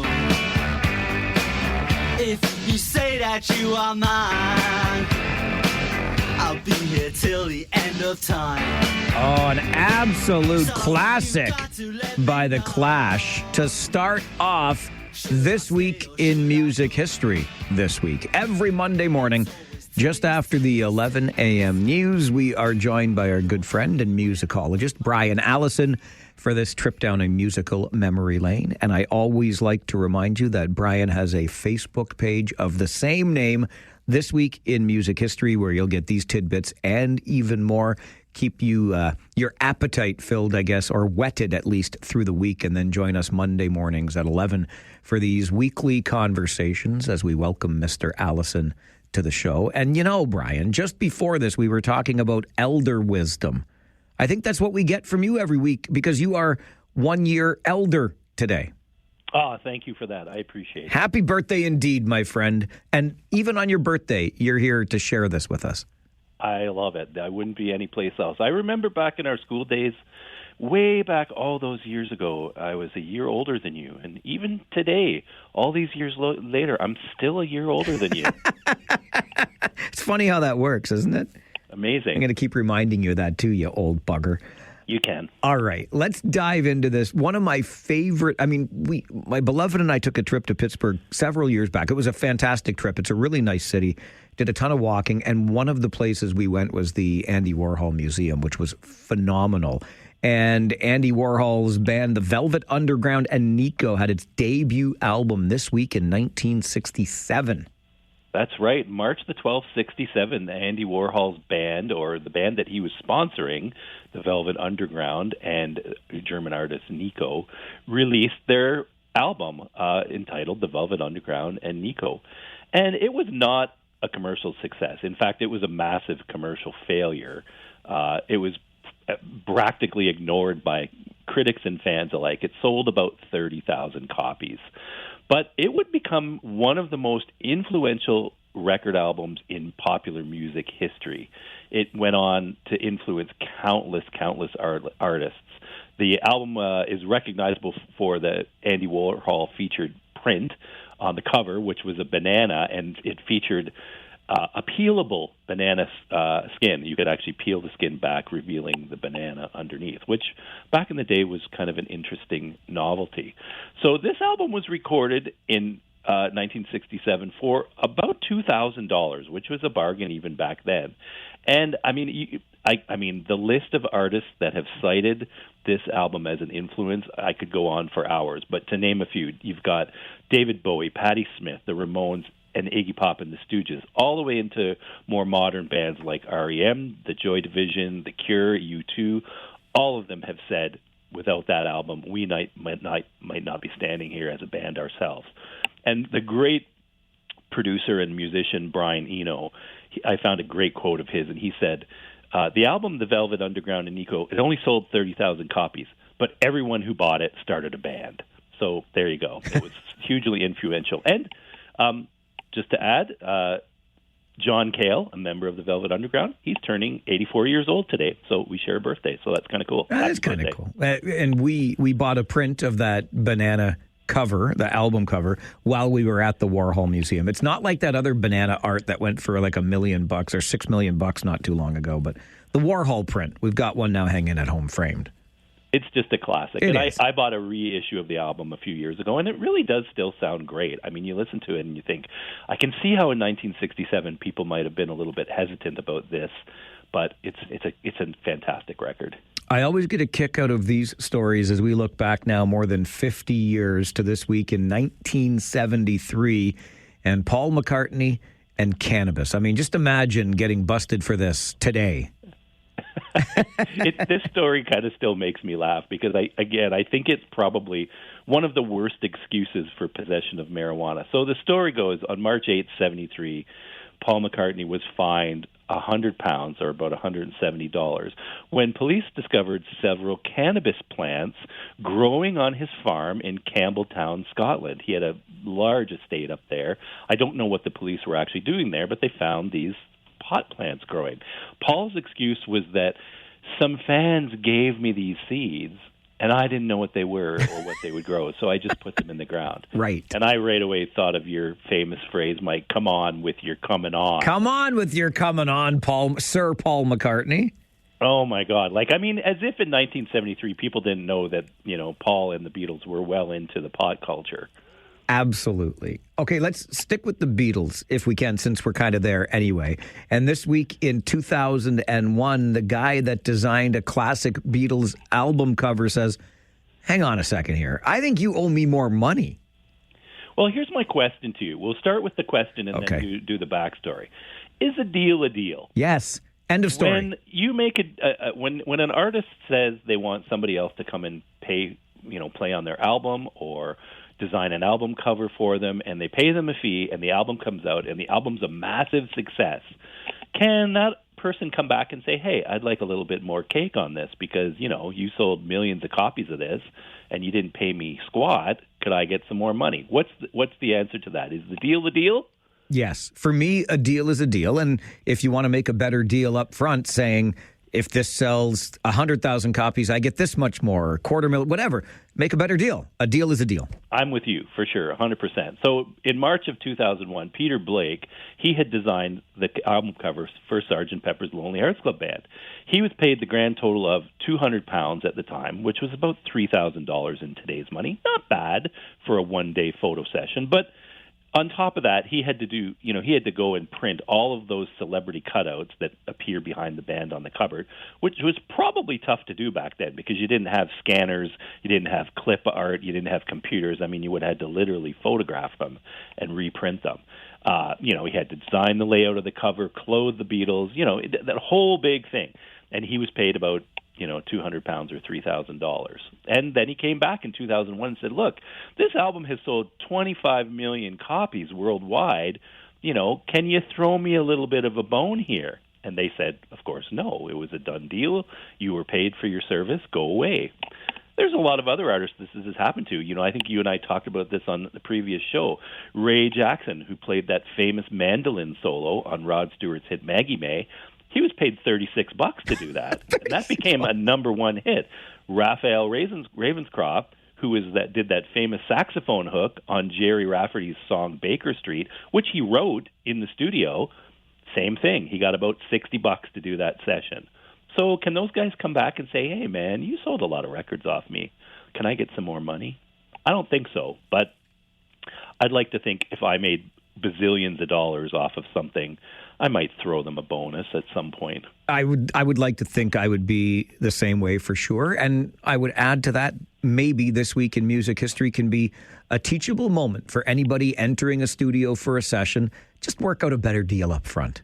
Well, this is the thing, right? You don't know when something's going to be successful. There's the famous story about Star Wars and George when he was directing Star Wars. They asked him if he wanted a cut of, certain things, and he said, no, I just want the ability to make more sequels and the merchandising. I want all the merchandising for this movie, if there is any. Well, that turned out pretty well for him. He was smart, He said, okay, if this movie does become big, we don't know if it's going to, but this is what I want. So, yeah, I think you're right. It's a teachable moment for artists. Get something up front. Sylvester Stallone said, I've got this great script about a boxer named Rocky. You can only do it if I get to be the Rocky star. Yep, done. And I think that worked out pretty well for Sly, too. I think it did. Okay, we started this week's show with Should I Stay or Should I Go by The Clash. Why did we do that? You should definitely stay. It was on this day, March 9th, 1971. So 1991, I'm sorry, I stand corrected. 9 years after its original release, The Clash scored their only UK number one hit with Should I Stay or Should I Go? So the song was reissued after it was used in a Levi's jeans commercial. And the commercial was so popular and had so much impact that it climbed back onto the charts and hit number one 9 years after it was originally released in 1982. So they had released it as a single from Combat Rock, which came out in 82, and it originally only hit number 17 in the UK, but you attach it to a Levi's jeans commercial, and now you got a number one hit 9 years later. So television marketing is alive and well. That certainly is. Brian Allison is alive and well on this, his birthday, and joins us for This Week in Music History, as he does every Monday morning just after the 11 a.m. news. We'll take a break. When we come back, it's not just one of the biggest rock albums of all time. It was recorded by a Canadian woman. How much bigger does that make this album? And Brian's notes tell me that it was This Week in Music History when the world lost the most prolific rock drummer in history. And he's not talking about Neil Peart. We might have some beef as we continue This Week in Music History with Brian Allison on the Mike Farwell Show this morning, 570 News Radio and Rogers TV.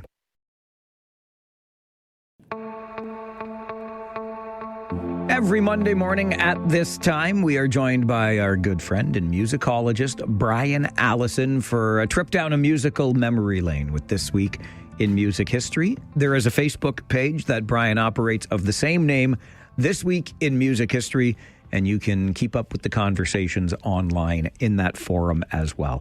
Brian, you would have me believe, according to your notes, that it was This Week in Music History that the world lost the most prolific rock drummer in history. But I'm like, wait a minute. We lost Neil Peart in January. This is March. So what are you trying to tell me from This Week in 2019? Well, I said most prolific, not greatest performer. I see. Okay, semantics. I got you. Yeah. So, I mean, Neil Peart was absolutely the greatest rock drummer of all time, hands down. No conversation needs to go beyond that. But on March 11th, 2019, we lost a fellow named Hal Blaine. And Hal Blaine was one of the most recorded musicians in pop history. He died in 2019 at the age of 90.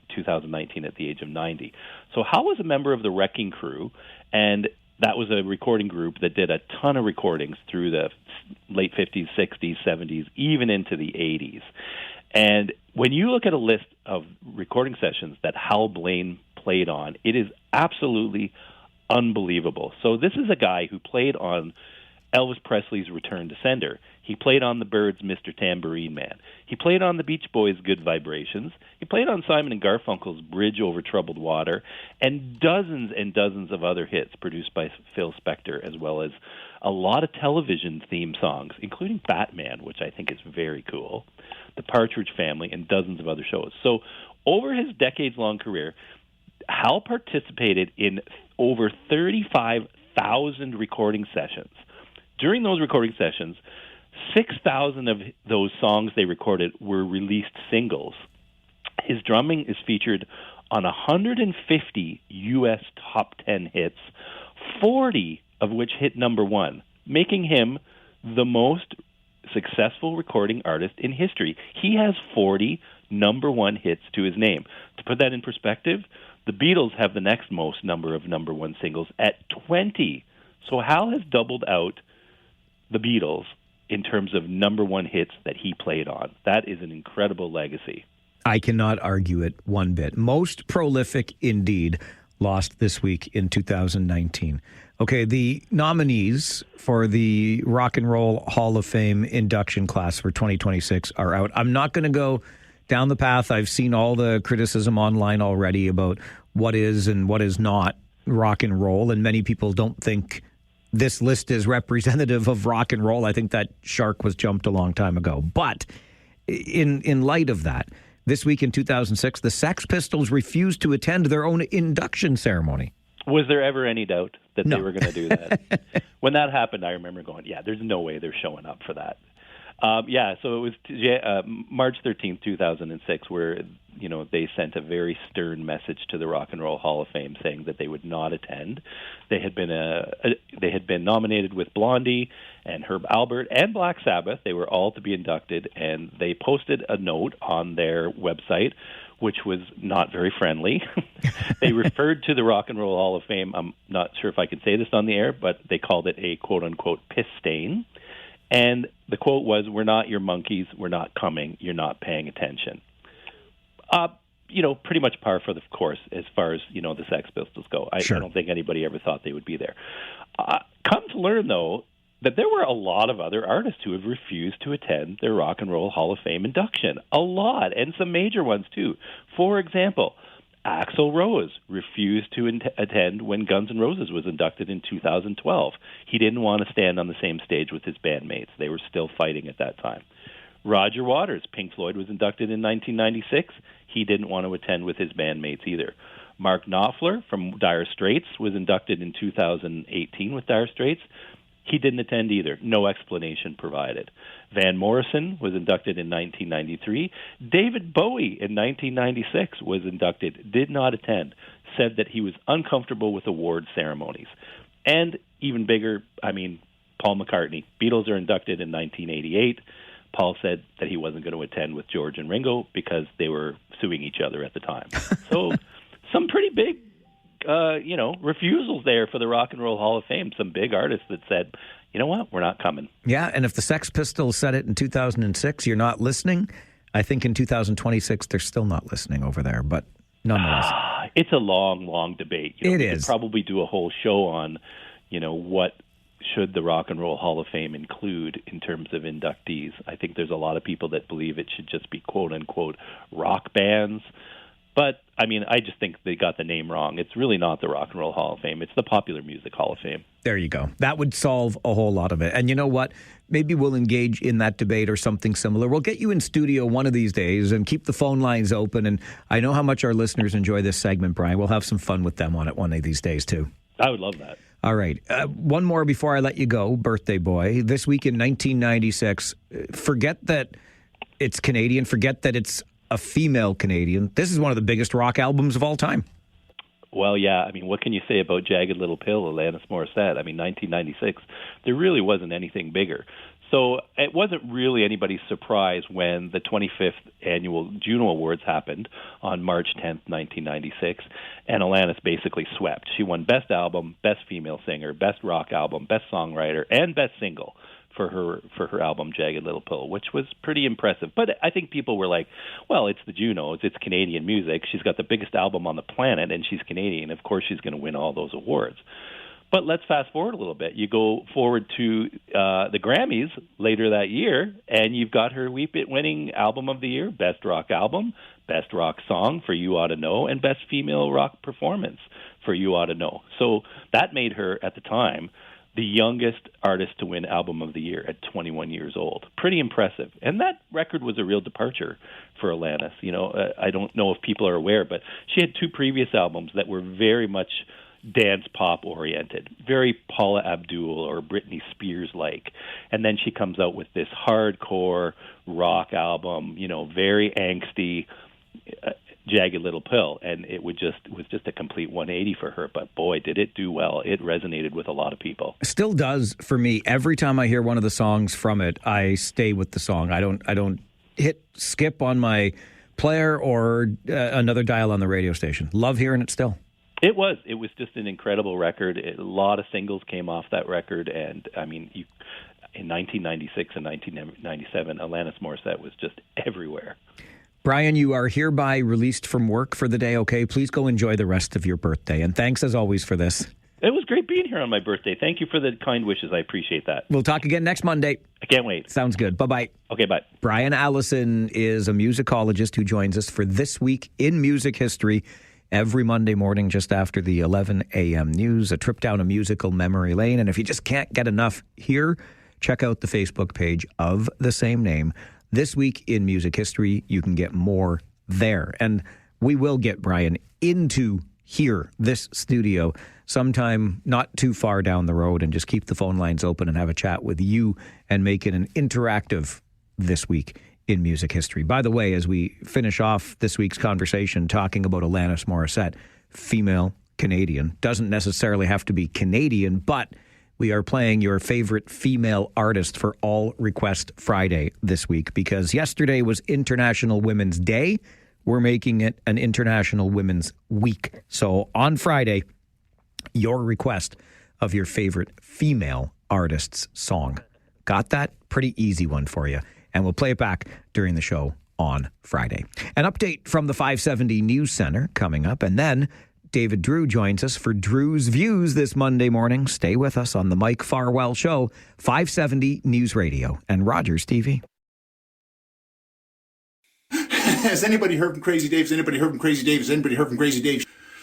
Now, that cat couldn't spell to win a bet, but he carried this battered notebook full of his poetry. More soul per square word than the Lord's Prayer.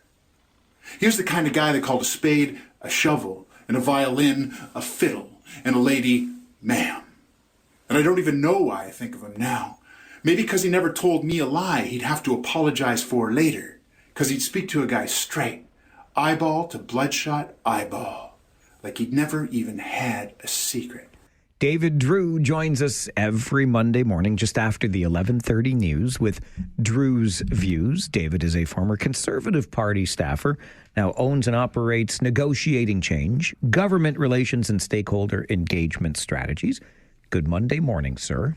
It's a beautiful day in the neighborhood. Such a beautiful day, isn't it? Sorry, we were just talking about Eddie Murphy before we went on air, so all of a sudden Mr. Robinson's Neighborhood came to mind. Nothing wrong with that. By the way, this week in music history, you led off with the Velvet Underground and Nico. Yes. And as soon as you started off on that segment, I'm like, who was it who said their first album only sold 30,000 copies, but everyone who bought one became a musician? That quote was going through my head, and it was driving me nuts that I couldn't remember. Brian so Eno. I was so glad that you said Brian Eno. I was just like, I can read again now. That's what we're here for. Monday mornings at 11, immediately followed by you. And I know you love your music as well, but you love your politics almost as much. And let's talk about the NDP leadership. Shall we? Voting about to commence. Begins today. Okay. And their convention, I believe it's the 29th of March.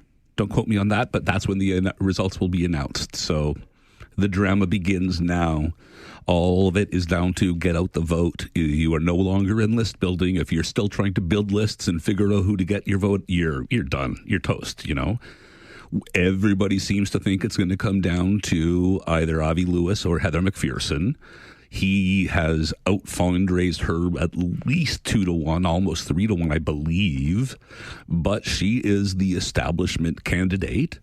He is the movement candidate, shall we say. It's the outside fellow travelers of the NDP where he will find his support in the environmental movement, the social justice movement, whereas she is a sitting MP and has all of those networks. Then you've got the Labour dude whose name eludes me, and then there's Hillbilly Jim. And I hope this guy gets 0 votes. Is this like Hillbilly Elegy and J.D. Vance? No, this is the guy who professes to be a farmer and therefore dresses the part. Always wears his work boots. Always wears a straw hat. Propensity for overalls. So yeah, he's Hillbilly Jim, the wrestling caricature. He's not a farmer. He's a caricature of a farmer. I know a lot of farmers, Mike. I'm sure you do too. Growing up in this area, you must have met many. I still know many and associate with them regularly. And, now that you mention it... How many of them dress like a farmer stereotype like Tony McQuail does? Exactly. I was going to say, not one of them wears a straw hat. Exactly. This dude is not running as a farmer. He's running as a parody of a farmer. So, yeah, I hope he gets 0 votes. I think it's really cute, Dave, how you brought this topic to the show today as if it mattered. Yes, I'm saying that. Stop it with the NDP already. Stop it. Okay, let me tell you why it does federally and matter. provincially. Okay. It matters because right now they are at 5%. Well, this is why. So that's enough. So no, but nice try. Good job. Good effort. That's just it. This is existential. They can bounce back from this, or. And I'm going to come out on a limb here and show what my cards are. Or they could elect Avi Lewis and disappear. Seriously, I do not picture the Sudbury labor movement, the oil sands worker in Edmonton coming out for Avi Lewis. It's just not that brand. And I don't know how much better they can do among the intellectual crowd without offending some people. I really don't see his path for growth in the party. I see his path for some issues to be advanced, but I do not see him drawing new folks in. So, yeah, if they get Heather McPherson or the Labour dude whose name eludes me, they have paths. If they elect Avi Lewis, yeah, I guess I still have a path, but it's a lot riskier because he is a polarizing figure and he will push some away. We will watch with some interest. Let me just finish, though. If the NDP is at 5%, Mark Carney's guaranteed majorities. If the NDP's at 15%, he has to work for it. So, you know what I mean? Why does the NDP matter? I don't know. They're like that pawn on the chessboard. You know what I mean? It's a case of they're never going to do anything on their own, but they're good for taking other people taking them out.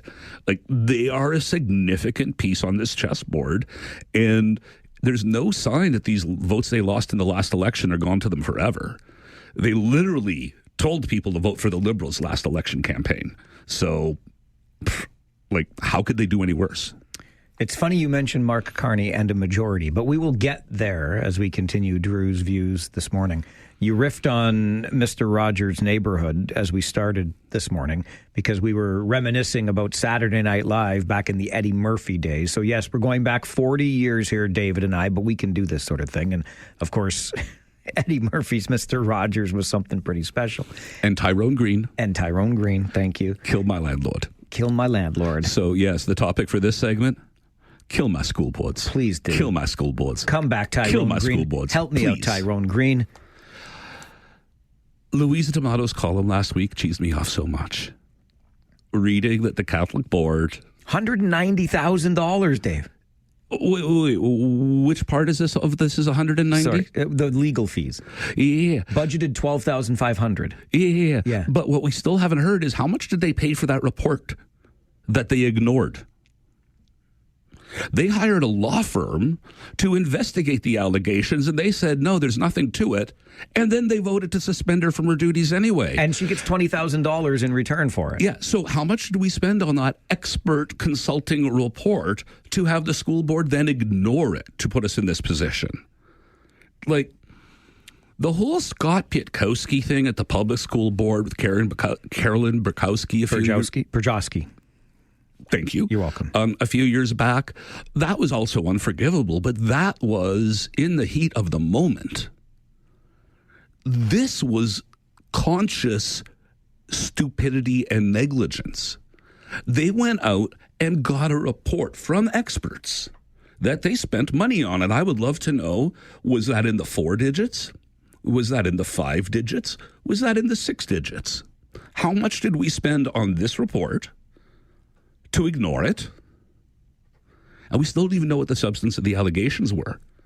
But you know what? I'm pretty sure that when you start looking at all of this, there's a few teachers' jobs that could have been paid for. Absolutely. There's a few, maintenance bills that could have been taken care of. Like, this money came from somewhere, whether it's taxes. It didn't come from salaries because they can't claw back on that.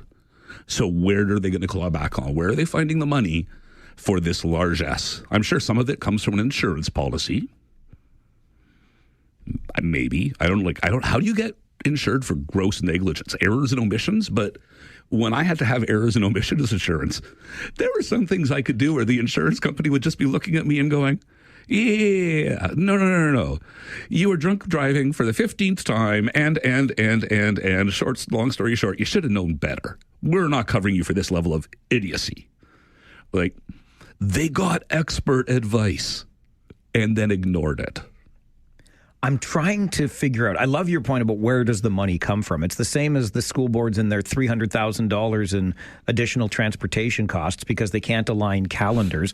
Public boards, same issues, all of these things, cry poor all the time. And what has happened to our school boards, David? Like, they just fight with one another. They're overtaken by factions.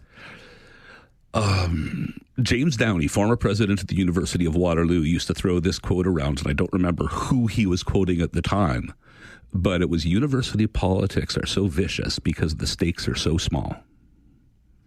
And I think that's where we're at with the school board now. They don't deal with taxes. What do they actually deal with of substance? The only time we ever hear about the school board is when idiocy like this happens. That's probably part of the problem is you have these people who are inherently political. They go through these campaigns and they get 40 or 50 people to vote for them. And then they think they have a mandate. And they think that the person who disagrees with them does not have an equal mandate. And so you end up with like Mike, I can't remember his last name now, from the public board getting... Mike Ramsey. Mike Ramsey, you know. Same thing there. It's just a bunch of people with their... Well, you know, I had 100 people vote for me, so I should, you know, be able to censor what you get to say. And why do we have school boards for this? You're going to tell me a bureaucrat would be this idiotic about it? Are you going to tell me the bureaucrat who was hired based on their ability to run a meeting would have made Scott Pitkowski's error? There are...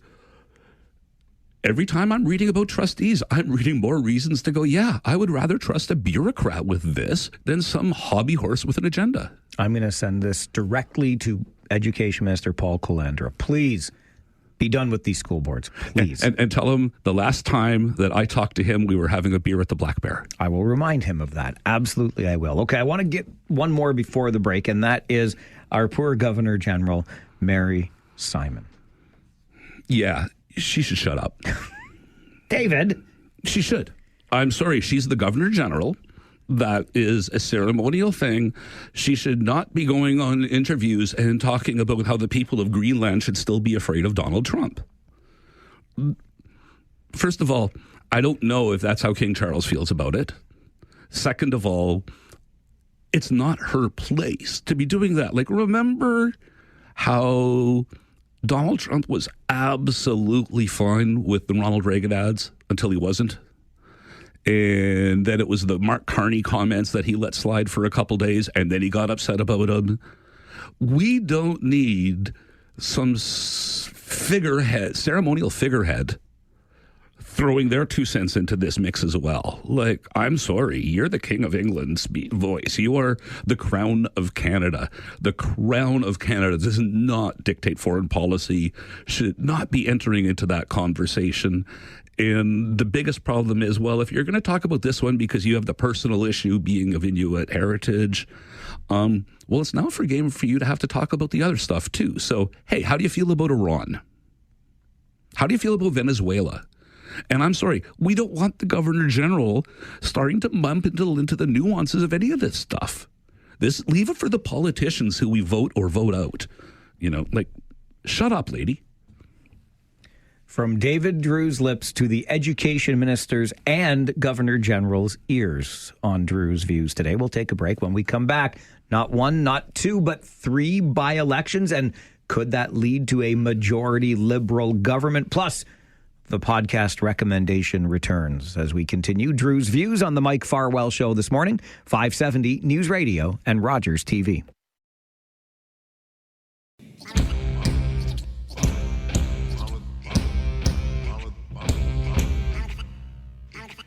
Every Monday morning, just after the 11:30 news, we are joined by David Drewe. He's a former Conservative Party staffer, having worked alongside Harold Albrecht when Mr. Albrecht was the MP for Kitchener-Conestoga. David now owns, operates Negotiating Change, Government Relations and Stakeholder Engagement Strategies. Joins us for Drew's Views every Monday morning. Let's talk about those by-elections, David. One more thing. I am utterly adorable. I should remember to add that each and every week. Even when you tell our Governor General to shut up, you do it in such an endearing and adorable way. I'm sure she was smiling when she listened. I guarantee she was. Anywho. 3 by-elections, David. And should Mark Carney's Liberals be successful in each, they will have a razor-thin majority in Parliament. And let's be fair, with the way the polls are, they're going to win all 3, it looks like. You think so? Even Terrebonne?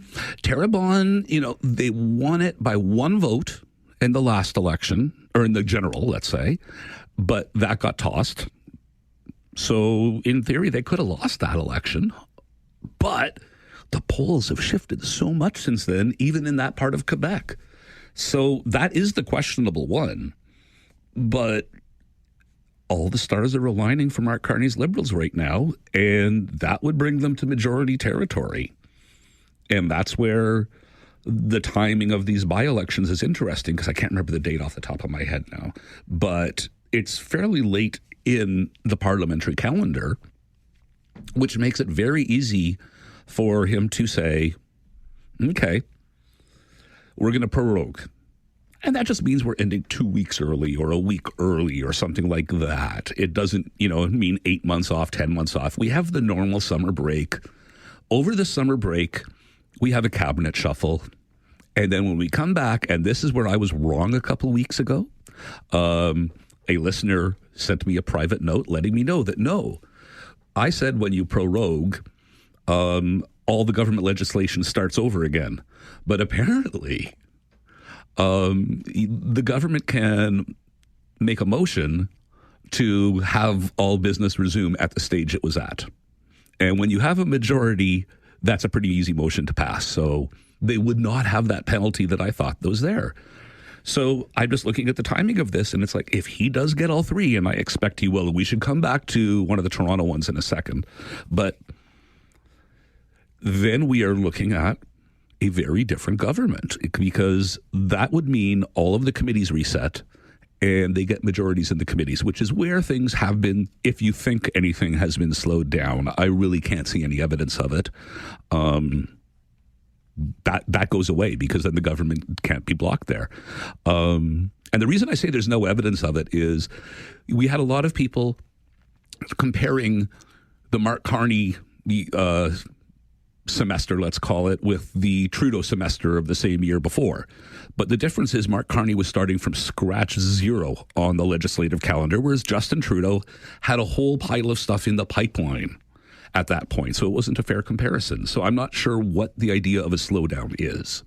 Now, that Toronto by-election. So we got Bill Blair's riding and Chrystia Freeland's Bill Blair's riding. Okay. With the NDP provincial deputy leader running for the federal Liberals.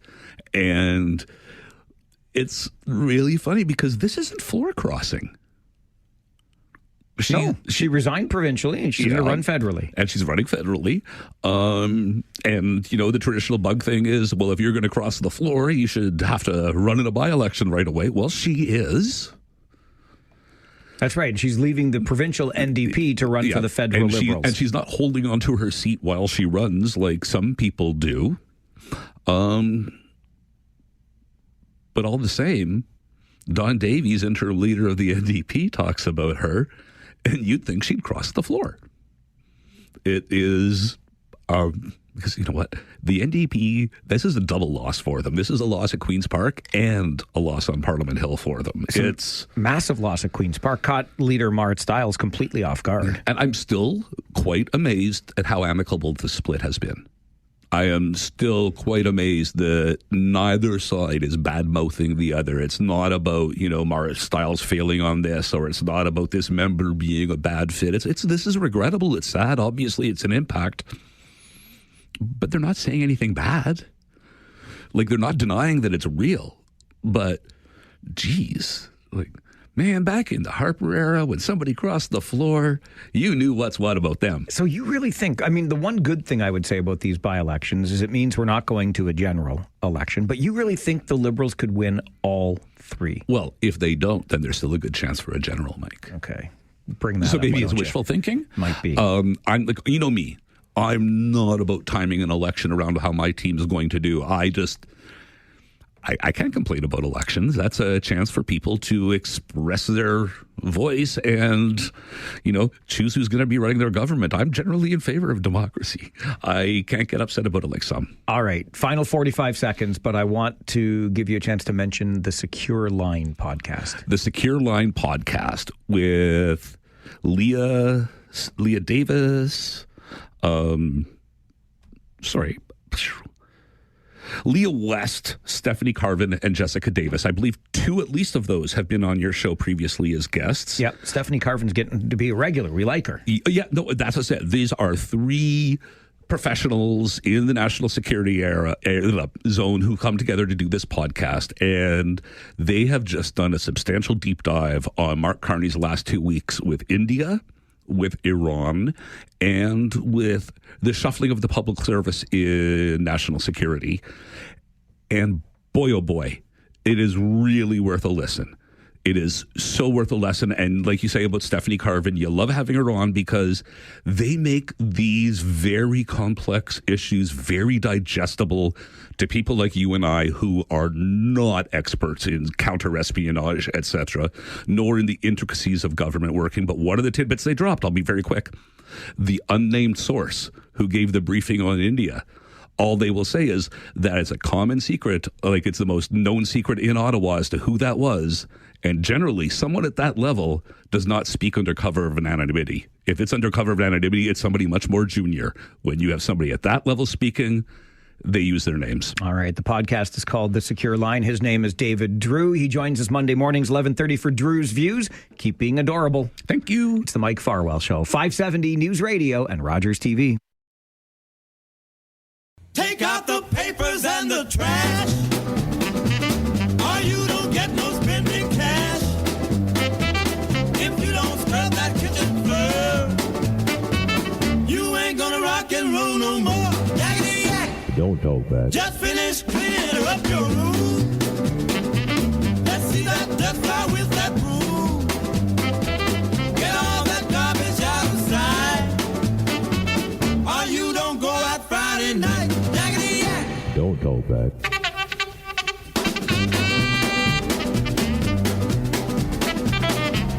Every Monday from noon until 1, we open the phone lines as per tradition on this radio station. This predates me. It predates my predecessor and even predates his. But it's something we call Rant and or Rave, a long-standing feature on this show. Every day, noon to 1 is your Talkback Hour. On Mondays, we throw it back to our Rant or Rave tradition on the show. You rant because you're upset about something. You rave because you're not. I mean, how could you possibly be upset with this weather right now? And you accomplish either of those things, the rants and or the raves, by giving us a call. 519-570-2545, star 570, and 1-800-570-5715. We're going to start with Kyle this afternoon. Good afternoon, Kyle. Good afternoon, Mike. Big rave to you. Thanks for playing a little bit of the Schmingy Brothers and the Cabbage Rolls and Coffee. Next time, I'll have to get the Kenosha Kickers from Sheboygan, Wisconsin, as my next one there. You're gonna have to just dial that back about 20% there, buddy. You got your Schmingy Brothers. Let's just leave it for a while, okay? You don't like the Kenosha Kickers from Sheboygan? They only had that one big hit back in the day, Polka Time, but that's about it. I remember. Yes, I know. Anyways, as explained. That's it. Okay. All right. Thanks, Mike. I appreciate it. Thanks. See you later. Yeah. Okay, Kyle. Oh, Kyle, for some strange reason, is a massive fan of the accordion as an instrument and polka music in general. And hey, listen, if that's your thing, I love it. It can be my thing for about 9 days every October, if you know what I mean. But we played on Friday Most Annoying Songs as our all request theme. It was actually one of you who said, hey, this is a good idea for a theme. So we took it and we ran with it. And we annoyed one another's ears with the music, not the conversation, but the music all through the day on Friday. And some way, somehow, Kyle's song got missed. So we played Cabbage Rolls and Coffee. Good to start the show today. Maybe annoyed ourselves a little bit more for a Monday because, you know, Mondays are already annoying enough. And the story that Kyle was relating about the one-hit polka band Wonder is, of course, from the movie Home Alone, just in case you didn't keep up with all of Kyle's deep polka music-related references. Nonetheless, it's Rant or Rave, open lines. I tell every young broadcaster I ever get the chance to speak to about this hour of radio every day. You just never know what you're going to get when you pick up the phone randomly and say, hey, what would you like to talk about? That's the way it works on open lines, and it is a thrill like no other. Mark is next on Rant or Rave. Good afternoon, Mark. Hi, Mike. I'm sorry I'm ranting about you. That's all right. Go ahead. No matter what, it's not right to pass on the shoulder of a road. But these farmers, if they're not doing the speed limit on the road, and this goes for the Mennonite horse and buggies, they're supposed to be on the shoulder to let the traffic flow easy and make it safer to pass them. So they should be on the shoulder. I don't know about that, Mark. I don't know what the Highway Traffic Act says about that. I think that you're allowed to be in a live... driving in the city or on the highway. Traffic goes to the right. Mark, I know what you... Well, they are on the right. They're as far right as they can. The shoulder's not a lane. Supposed to be on the shoulder. The shoulder's not a lane, sir. When it comes to farm machinery and slow-moving trucks, they're supposed to have their four-ways on. I know, and they're supposed to be on the shoulder. I know where you want them to be. No, that's where they're supposed to be. Okay. Check it out. I will certainly do that. Thank you. Okay. Okay. Bye. We told the story earlier from another Mark who shared an email of being on Wellington County Road number 32 behind a slow-moving vehicle. He didn't say it was a farm vehicle, but Mark is making or drawing that conclusion, which is fine. I don't believe, I'll check, and maybe I'll keep this in mind for the next time our police leaders are here and they can help me out with the Highway Traffic Act. But I don't believe it is mandatory at all, especially when a shoulder is not a paved shoulder. It's not a lane. However, I understand that in practice, and any of my farming friends want to let me in on this or fill me in, I would be happy to hear from you because I know you keep your ears on the show while you're out choring every day. Most of those drivers that I know, be they in farm machinery or horse and buggy, get as far to the right as safely possible. But I do not believe there is any requirement under the Highway Traffic Act that they move right over just because that would make your life easier. You sometimes will get caught behind farm machinery or other slow-moving vehicles, and you need to be patient, and you need to follow the rules of the road. And Mark, the emailer, who shared his story earlier, talked of a driver that got so frustrated being behind that truck pulling a trailer that he decided to pass on the shoulder and ended up crashing into a mailbox on Wellington Road 32. So you see what would have happened with that truck pulling the trailer if they were on the shoulder. Nonetheless, I will leave it at that for you right now. I think Mark is incorrect. I understand the frustration, but I would encourage you and remind you patience is a virtue, and those farm vehicles or horse and buggies have places to get to as well. Just, it's your turn in line to be behind that slower moving vehicle. Tom is next on Rant or Rave. Hello, Tom. Hi, Mike. How you doing? Long time no talk, no see, no hear. It has been a while. How you doing, buddy? We're doing okay. We're doing okay. We got golf season's opening up. The golf course is going to open soon. Beautiful. We'll be out cutting grass pretty soon. So that's what I'm looking forward to. Can't wait. Can't wait. I got a rant here. I've got a couple of rants. Okay. And to Mike, the caller, I don't know if Mike's seen the size of farm equipment, but they can't go too much farther than right. You know, like there's just not enough room for them. Exactly. And as the horse, the Mennonites and the horses, it's the same thing. Like, you know, like their center of balance isn't exactly the same as a car, and even a car can't go too far. You get on a soft shoulder, you know where you're going to go. Bingo. So, thank you. Sorry. Yes. Okay. So my two rants are: if Doug Ford wants to be like Donald Trump and build a multi-billion-dollar convention center down the lakefront, I think you might want to put that on pause and invest that money into possibly maybe rebuying the 407 and investing it in healthcare, which I think a lot of us would like have in Ontario, seeing that there's issues with healthcare in Ontario. The second rant is if President Trump thinks it's the short-term pain for the price of gas at the pumps right now because of oil is his solution to the problem, or is supposed to appease people, he does have a deranged syndrome because at $114 a barrel of oil right now and $1.57, which I just saw, gas could be up to $1.70. And I never thought $1.70 by the summertime. And all that's going to do for everybody else in that, and even his party people in his regime over there, is going to be passed on to the consumer. So affordability crises are going to be worse because all that has ever done since the implementation of the new GST and everything else and that, everything gets passed on to the consumer. So I hope he's enjoying himself. All right. Thanks, Mike. Thanks, Tom. Good to hear from you again. It's been a while since I've heard that voice, and a couple of rants directed at leaders provincially and internationally. From one Tom to another. Hey, if you're a Dick or Harry, you can call too. Tom number 2, hello. Hi, how are you, sir? Good, thank you. Why are we paying higher gas? Like, we don't get any gas from the Middle East. We have our own, so somebody's ripping us off someplace. You're not going to get a disagreement from me on that, Tom. Okay. I'm just saying that we're getting ripped off because this is a way for the government and Carney to make money, and Ford. And Ford is holding on to all kinds of transfer billions, and he should put it in healthcare. This is where we're going. All right, Tom. He's going to put it into that convention center that the other Tom made reference to. And can we just be honest about this, okay? We have long been ripped off at the gas pump, period. I don't know that I'm blaming this on Prime Minister Carney directly and thinking that he's doing something in order to generate more revenue in Ottawa. We, as Canadians, have been getting ripped off at the gas station for time immemorial. It's that simple.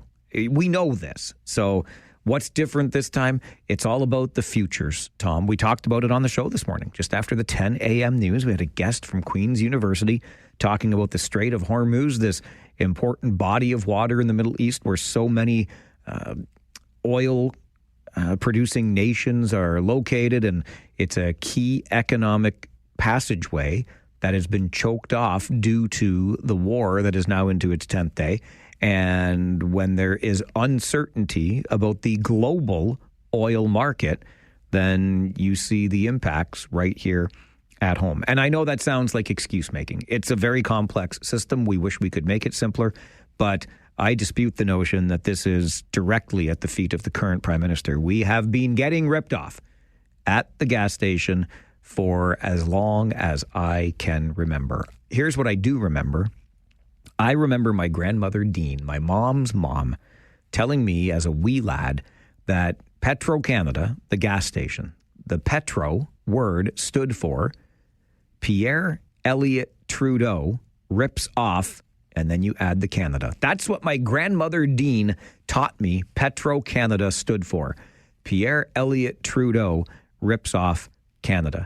My grandmother, Dean, passed when I was a wee lad. I don't know why I remember that, but I do. So that just reinforces my belief that we have been getting ripped off at the gas station for a very long time. It's the Mike Farwell Show. Monday afternoons from noon until 1, your chance to rant or rave. Give me a call and let's have a chat. 570 News Radio and Rogers TV.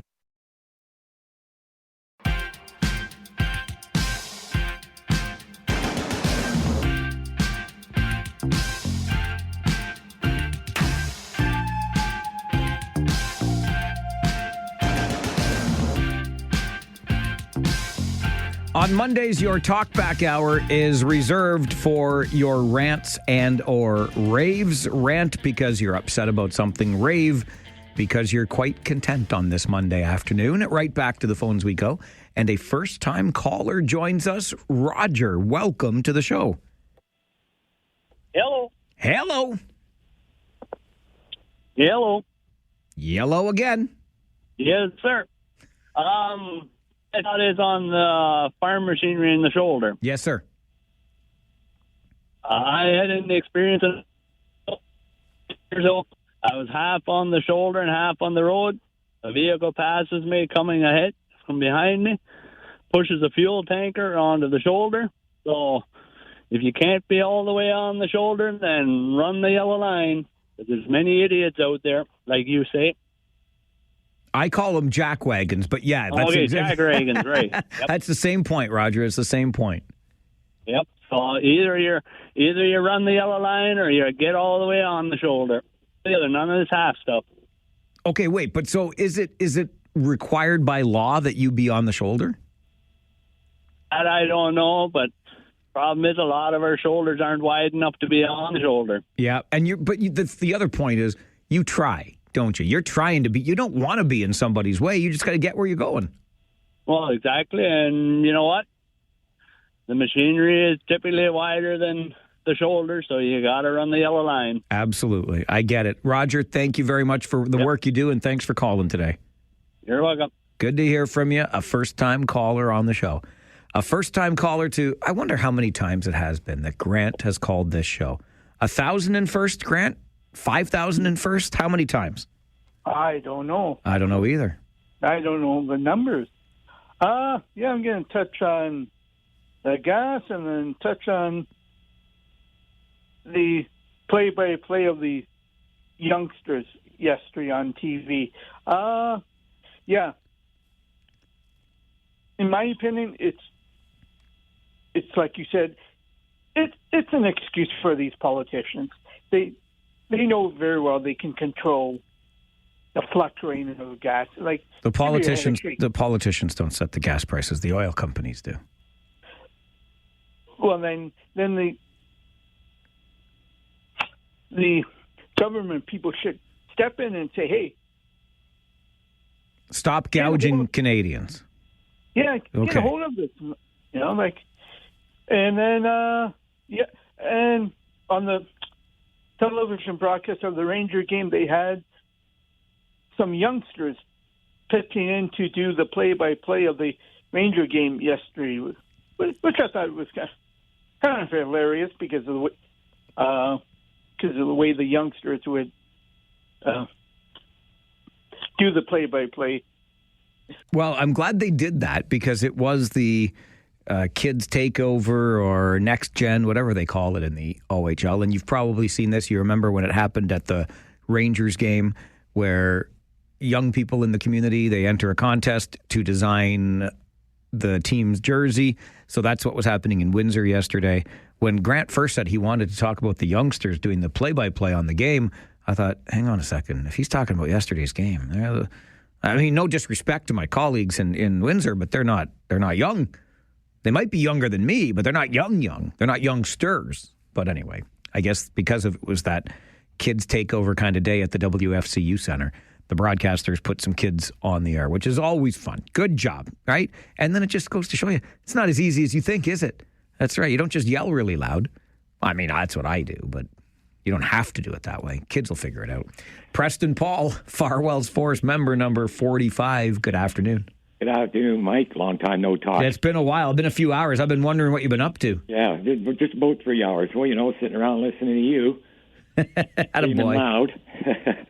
I got a rant and a rave. First, the rant, that lady this morning, the landlord, who was complaining about the tickets and that.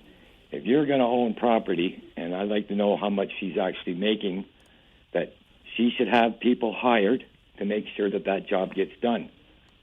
And my rave is about the men's curling. Love the Manitoba team, Matt Dunstone winning. That was a beautiful game last night. Good thing. I'm glad you got to see it. Yeah, it was really good. All right, buddy. Thanks for the call. All righty. You take good care. And a lot of feedback on that conversation we had at 9:30 this morning with the rental property owner in Cambridge who's very upset, almost $700 in fines from the city. The part that still frustrates me is in trying to appeal this decision, the city of Cambridge, I should make sure I get that right. The city of Cambridge is asking this rental property owner, or telling her that she has to file a Freedom of Information request to get the evidence upon which the fine is based. That sounds as offside to me as offside can get. So that part really bothers me. But many of you have said something similar to what Preston Paul just said, and that is, listen, the job is the job. We know that the requirement is to have the snow cleared. Down to the pavement is the standard 24 hours after the snow stops falling. So it gets a little bit arbitrary in there, right? Because if the snow stops falling at 2 in the morning, you got till 2 the next morning, whatever the case may be. But when the snow stops falling, you've got 24 hours to get it cleared down to the pavement. And I don't disagree. Listen, if you've got rental properties, you best build into your budget the time and the whatever service is required to get that job done if you're not doing it yourself. I would agree completely with that. So it's harder to have sympathy on that side. But the fact that the city of Cambridge wants a freedom of information request filed, come on with your coming on here. It's public information. And it reminds me of an email I got a little while ago from Joe, a couple of weeks back now. Joe even called our Kitchener Rangers post-game show the night that this happened to him. And he got ticketed from City of Kitchener bylaw for a parking infraction while he was attending the Kitchener Rangers game. And the infraction in particular is for parking too close to a street corner. And there are rules around this. Too close to a street corner, too close to a driveway entrance. And I've been hearing from a few folks lately who have been ticketed at Kitchener Rangers games, and they think, the city's just going around and doing a tax grab or a cash grab. Well, I've always said, like, heck, go out to any school neighborhood at pickup or drop-off time and see how many tickets you could write. The Kitchener Memorial Auditorium is another great example. The Rangers are drawing so well. 6,500, 7,000 fans every Friday night lately. And there are a lot of people parked illegally. Just because you're going to a community event supporting the community team doesn't mean you get to run afoul of the parking bylaws. Because if you do, you should get a ticket. I know that sounds a little bit hard-ass, but isn't that the way it works? Rant or Rave continues on the Mike Farwell Show, 570 News Radio and Rogers TV.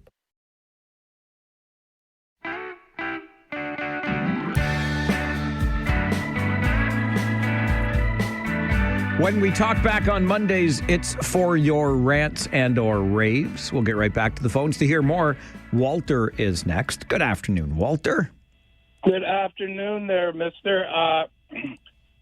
First off, I just want to say I'm out on the deck having a craft beer here in the sun, watching the birds attack my bird feeder, so that's nice. That is nice. It sounds great.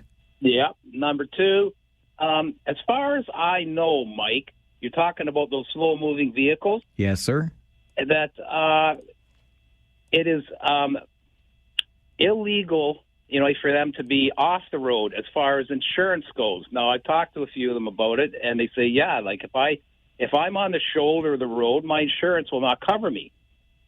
And so on the spots, like where they're on the highway, that's the reason why is it's insurance reasons. It's not that there's a law or anything like that. Now, you can check into that, Mike, because I'm sure you have many sources. Oh, so many sources, Walter. Google is my best friend over here. and number two, it's a good thing the Rangers are doing good, buddy, because those Leafs suck. And I'm telling you, man, I can't wait. I get rid of Austin Matthews, get rid of Nylander, and get some.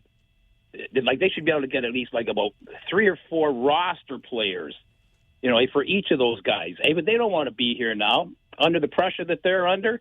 That's why Marner left. But I'll let you go, buddy. There's a few things to chew on there. Thanks. Thanks, Walter. I appreciate it. My days in sports radio are behind me for the most part. We do have our Kitchener Rangers Talk post-game show after every Rangers game. Every home game, that is. So there's a little bit of that associated there. So I won't do too deep a dive into our Leafs, but I'm feeling the pain. I don't think, though, that you can trade away players like Matthews and Nylander and even Morgan Riley. I think there's still enough there to build around. You just need to build better. Is that too optimistic of me? Am I being a foolish Leaf fan? Anyway, I'll just leave that there. My days at Sportsnet 590 The Fan are done. We're here now. And Terry is with us on Rant or Rave. Hey, Terry, good afternoon. Hey, good afternoon, Mike. I heard someone call in about oil prices earlier. Wait till it hits the grocery stores. You'll be paying $10 for a loaf of bread. Yeah, that's right. Those trucks got to carry that stuff. Yeah, that's right. Hey, Mike, that Misha caller you had, I know exactly who that was. I know who it was, too. Yeah, it was the guy that used to play for the Saginaw Spirit, Michael Misha. No, it's not. Stop it, Terry. I know. I'm stop it. Hey, Mike, I called last week, just quickly before I go. I was saying that eventually in Oxford County we're going to probably adopt that new garbage trash collection with the big bins. Yep. I was doing something. I was chatting with someone yesterday, and the thought crossed my mind. There's no way that's going to happen in Oxford County because we pay $3 for every bag we put out on the curb because we have to buy the tags. And if we go to those bins, I don't know how they're going to enforce that. Because the guy can't come out of the truck and peel the tag off, so he can't use it next time. So I don't know how they're going to work around that. But yeah, I can't see them going to that probably in my lifetime anyway. So. And giving up the revenue from the $3 bag tag.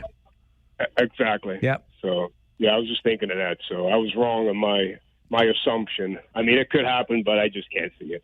Anyway, Mike, that's all. So have yourself a good day. Thanks, Terry. You too. Enjoy this beautiful, mild mid-March weather. I'll take it. Rick is next on Rant or Rave. Good afternoon, Rick. Afternoon, Mike. How are you doing, buddy? I'm doing all right. How are you? Good. Fine, thanks. Hey, two things. About the government controlling the price of gas. The only way it could be done, and they do it in the Maritimes, I believe, they set it by the month, and they have different prices in different maybe jurisdictions, municipalities. So they wouldn't, unless there's some Emergency Measures Act, they can invoke. I don't know what the price in those areas are right now, but, next month in April, they might just go really sky high. But I don't know. I'm just thinking of that. But more on the farm equipment. Just wait till it gets dusty and the big equipment's on the shoulder of the road, and you're like going through the Sahara Desert because you can't see nothing when those things are making all the dust. You want them on the road, on the asphalt, so there's no dust. So, it is what it is. It's a bit of common sense. The shoulders are, they're soft right now. You're going to have nothing but trouble. So, but, and they are wide, of course, wide pieces of equipment. So, anyway, that's my 2 cents, buddy. All right, Rick, good to hear from you. Thanks very much for that. And on the gas prices, Frank sends an email to Mike at 570news.com. He says, you're right, the government doesn't set the gas prices, but half the price we pay is made up of taxes. The higher the price, the more tax we pay to the government as well. I hear you, Frank, and maybe we could argue that's a disincentive to stepping in and doing something about gas prices, but there are forces here well beyond our comprehension. And that's part of the problem, isn't it? It doesn't need to be as complicated as it is. Again, this has been an issue for as long as I have been working in this business. When I was a reporter, I would cover these stories of people, they're frustrated about the gas prices. They're going to boycott this particular gas station. And it's just, here we are. And unless you have an electric vehicle and you can live that lifestyle, then you're hooped, just like the rest of us when it comes to those gas prices, for sure. And on the point Rick made about the dust that gets swirled up from the big equipment when it gets onto a shoulder in the warmer weather months, as somebody who rides a motorcycle, it's even worse when that happens when you're out there on your two-wheeled machine. James is next with us on Rant or Rave, another first-time caller. Welcome to the show, James. Well, thanks, Mike. I do listen to your show, but I've never called in before. Well, thanks for making that first call. Really appreciate it. Yeah, I just wanted to make a comment on this farm equipment on the road, yes, or sir. Off the road. It's pretty clear in the farming community, at least, that you have to either be all on or all off. And other people have gone over this on your show today, but it does come down to liability. If you're half on and half off trying to be a nice guy, you're in the wrong spot because you're forcing someone to pass you in a dangerous situation. If you're all on, it's up to them to pass you in a dangerous situation. So, I follow farm machinery too out in the road, but I understand why they're either on or off. And the size of this stuff today, they have to be all on for the most part. So it's either all on or all off. That's your choice if you want to be safe, both legally and insurance-wise. Yeah, and ride that yellow line, as Roger said when he called earlier. Yep. Yep. So now it's up to the farmer to do what's reasonable. Like if you got a mile and a half line of traffic behind you and you can pull off safely, let them pass and move on, And then the other thing on the gas, and it's been covered too, to some extent, we don't set the price of gas in Canada.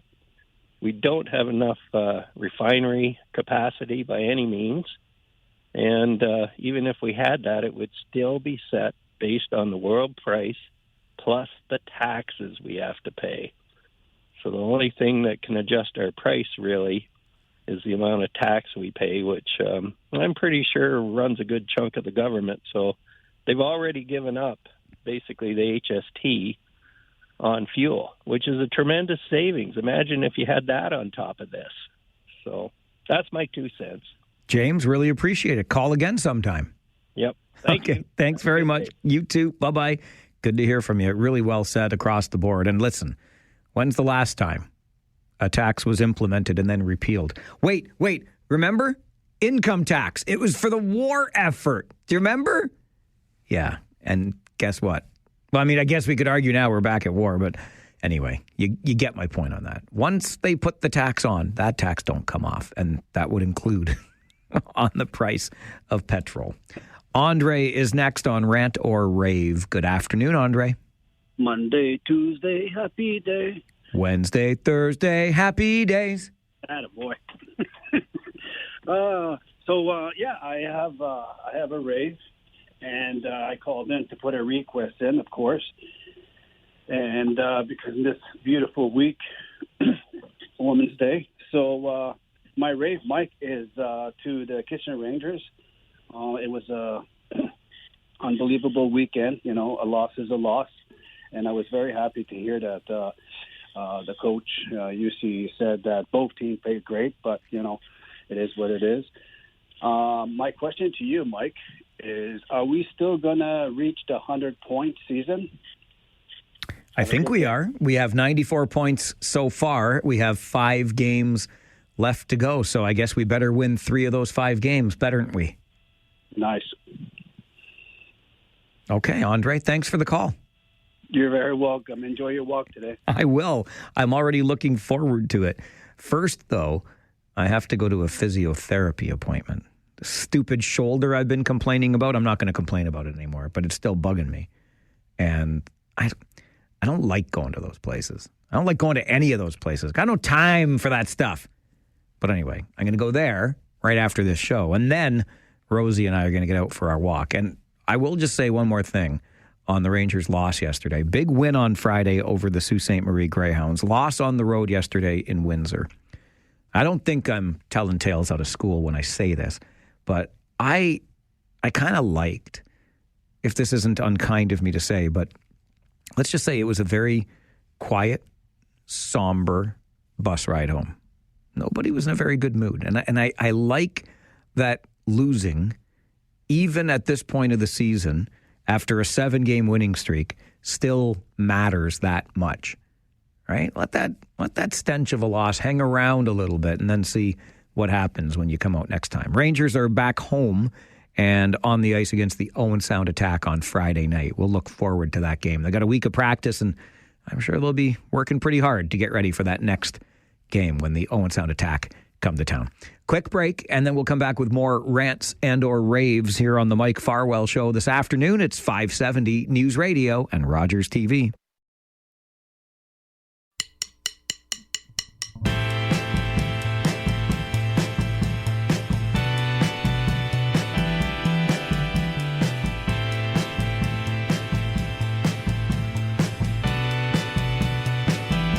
On Mondays, our Talkback Hour is reserved for your rants or your raves, or one of each. You can do a rant and a rave if you want.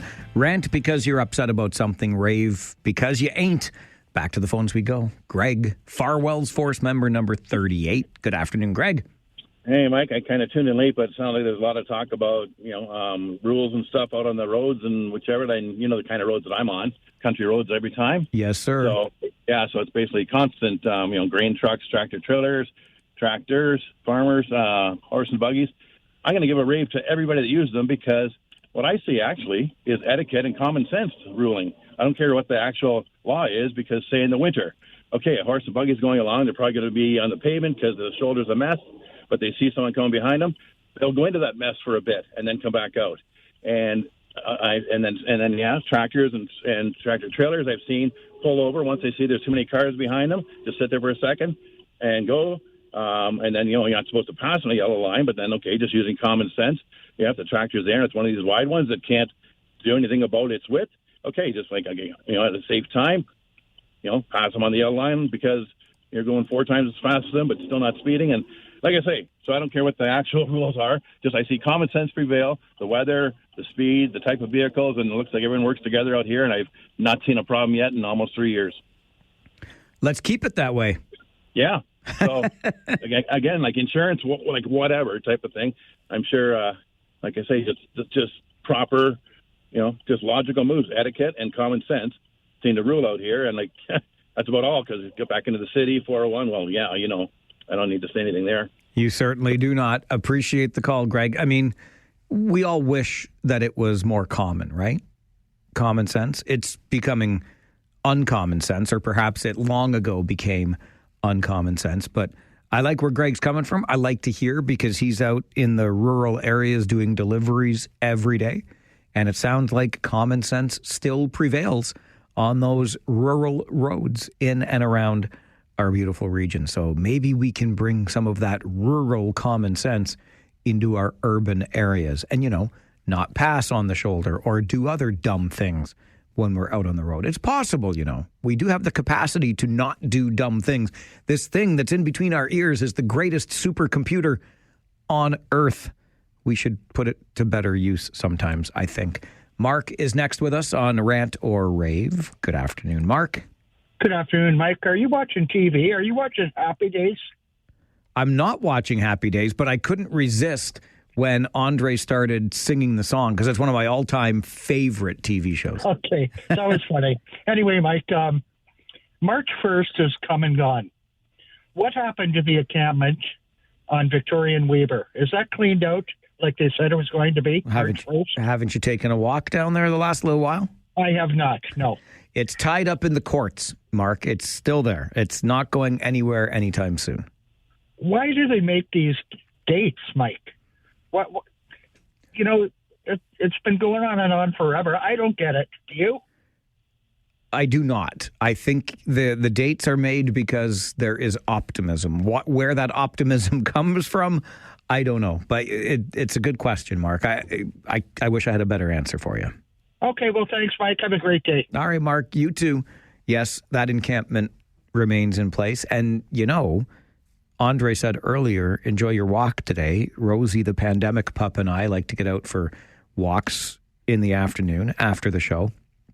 And because the weather was getting nicer and I want to make sure I get at least my 10,000 steps in every day, we took a different walk one day last week, longer, across some trails, and lo and behold, what did I come across? But just a little mini encampment tucked into the woods. I shouldn't even call it an encampment at that point. There were 2 tents. But the point is, as visible as the encampment is at Weber and Victoria, and as large as it is, these tents are pitched all over the region. We just don't see them all as well. Rick sends an email to Mike at 570news.com, and somebody will someday have to explain to me how emails end up being sent in this fashion, because everything in the email is written into the subject line. So I can only go so far. I don't know how to see the rest of what the subject line says, but I can tell you what my cursor will allow me to see from Rick's email to Mike at 570news.com. New garbage system. Our garbage day was Friday. The truck didn't come until Saturday. The truck came Saturday and only picked up the green bin. My wife called and was told some trucks aren't equipped with both arms to pick up bins. What the HELLDOU? I think he was going for HE double hockey sticks, but I can't read anymore. How does an email get sent with every character in the subject line? I don't understand that. Maybe I should just try sending one to myself and see what happens. Anyway, Rick, thank you for expressing your frustration. You're certainly not the only one. And the trucks are out there today, even though Monday is not a collection day in the region anymore. But we've got to play some catch up because we didn't get everything done last week. And I guess we better catch up on last week before we try to start this week, right? Back to the phones for Brandon, who is with us on Rant or Rave. Hey, Brandon. G'day, Mike. How are you? I'm good, and you? I'm doing great. First-time caller here. Well, welcome aboard. Thanks for doing that. Yeah, no worries. This is more or less just a talking point. Going back to when we had the heavy snowfall this year. we're having some, I think, snow expected later this week. Hopefully not with the nice weather that we're having. But I do drive snowplow for one of the municipalities here in the region. I just want to remind everybody that the reason that, especially on some rural routes, that we're going below the speed limit of 80 is because we're actually taught to spread salt at no faster than 60 kilometers an hour, so that we minimize the amount of salt loss up the shoulders of the road. So if people could just be patient with us while we're doing that, I'd appreciate that. And I also just want to remind everybody that the reason that we were experiencing some of those slippery roads and snow-covered roads when we had that extreme cold is because salt actually loses its efficiency past negative 8 degrees Celsius. So we kind of lose the ability to melt snow. So, just if everybody could be patient with us, we'd really appreciate that. And thanks, Mike, and have a great day. Thanks, Brandon. Really appreciate you calling. And thanks. I know it's been a tough winter, so thanks for the work that you've done. Yeah, no worries. Thank you. All right. Enjoy your day. There you go. What a nice note to end on. Hey, we're going to get more winter weather. Brace yourself. Be patient with those plow operators out there, okay? I got to run. Now you know with Rob Snow is coming up to take you through until 3 this afternoon. I'll come back tomorrow morning at 9. You are invited to the conversation. My name is Mike Farwell. You are a force for good. Bye for now.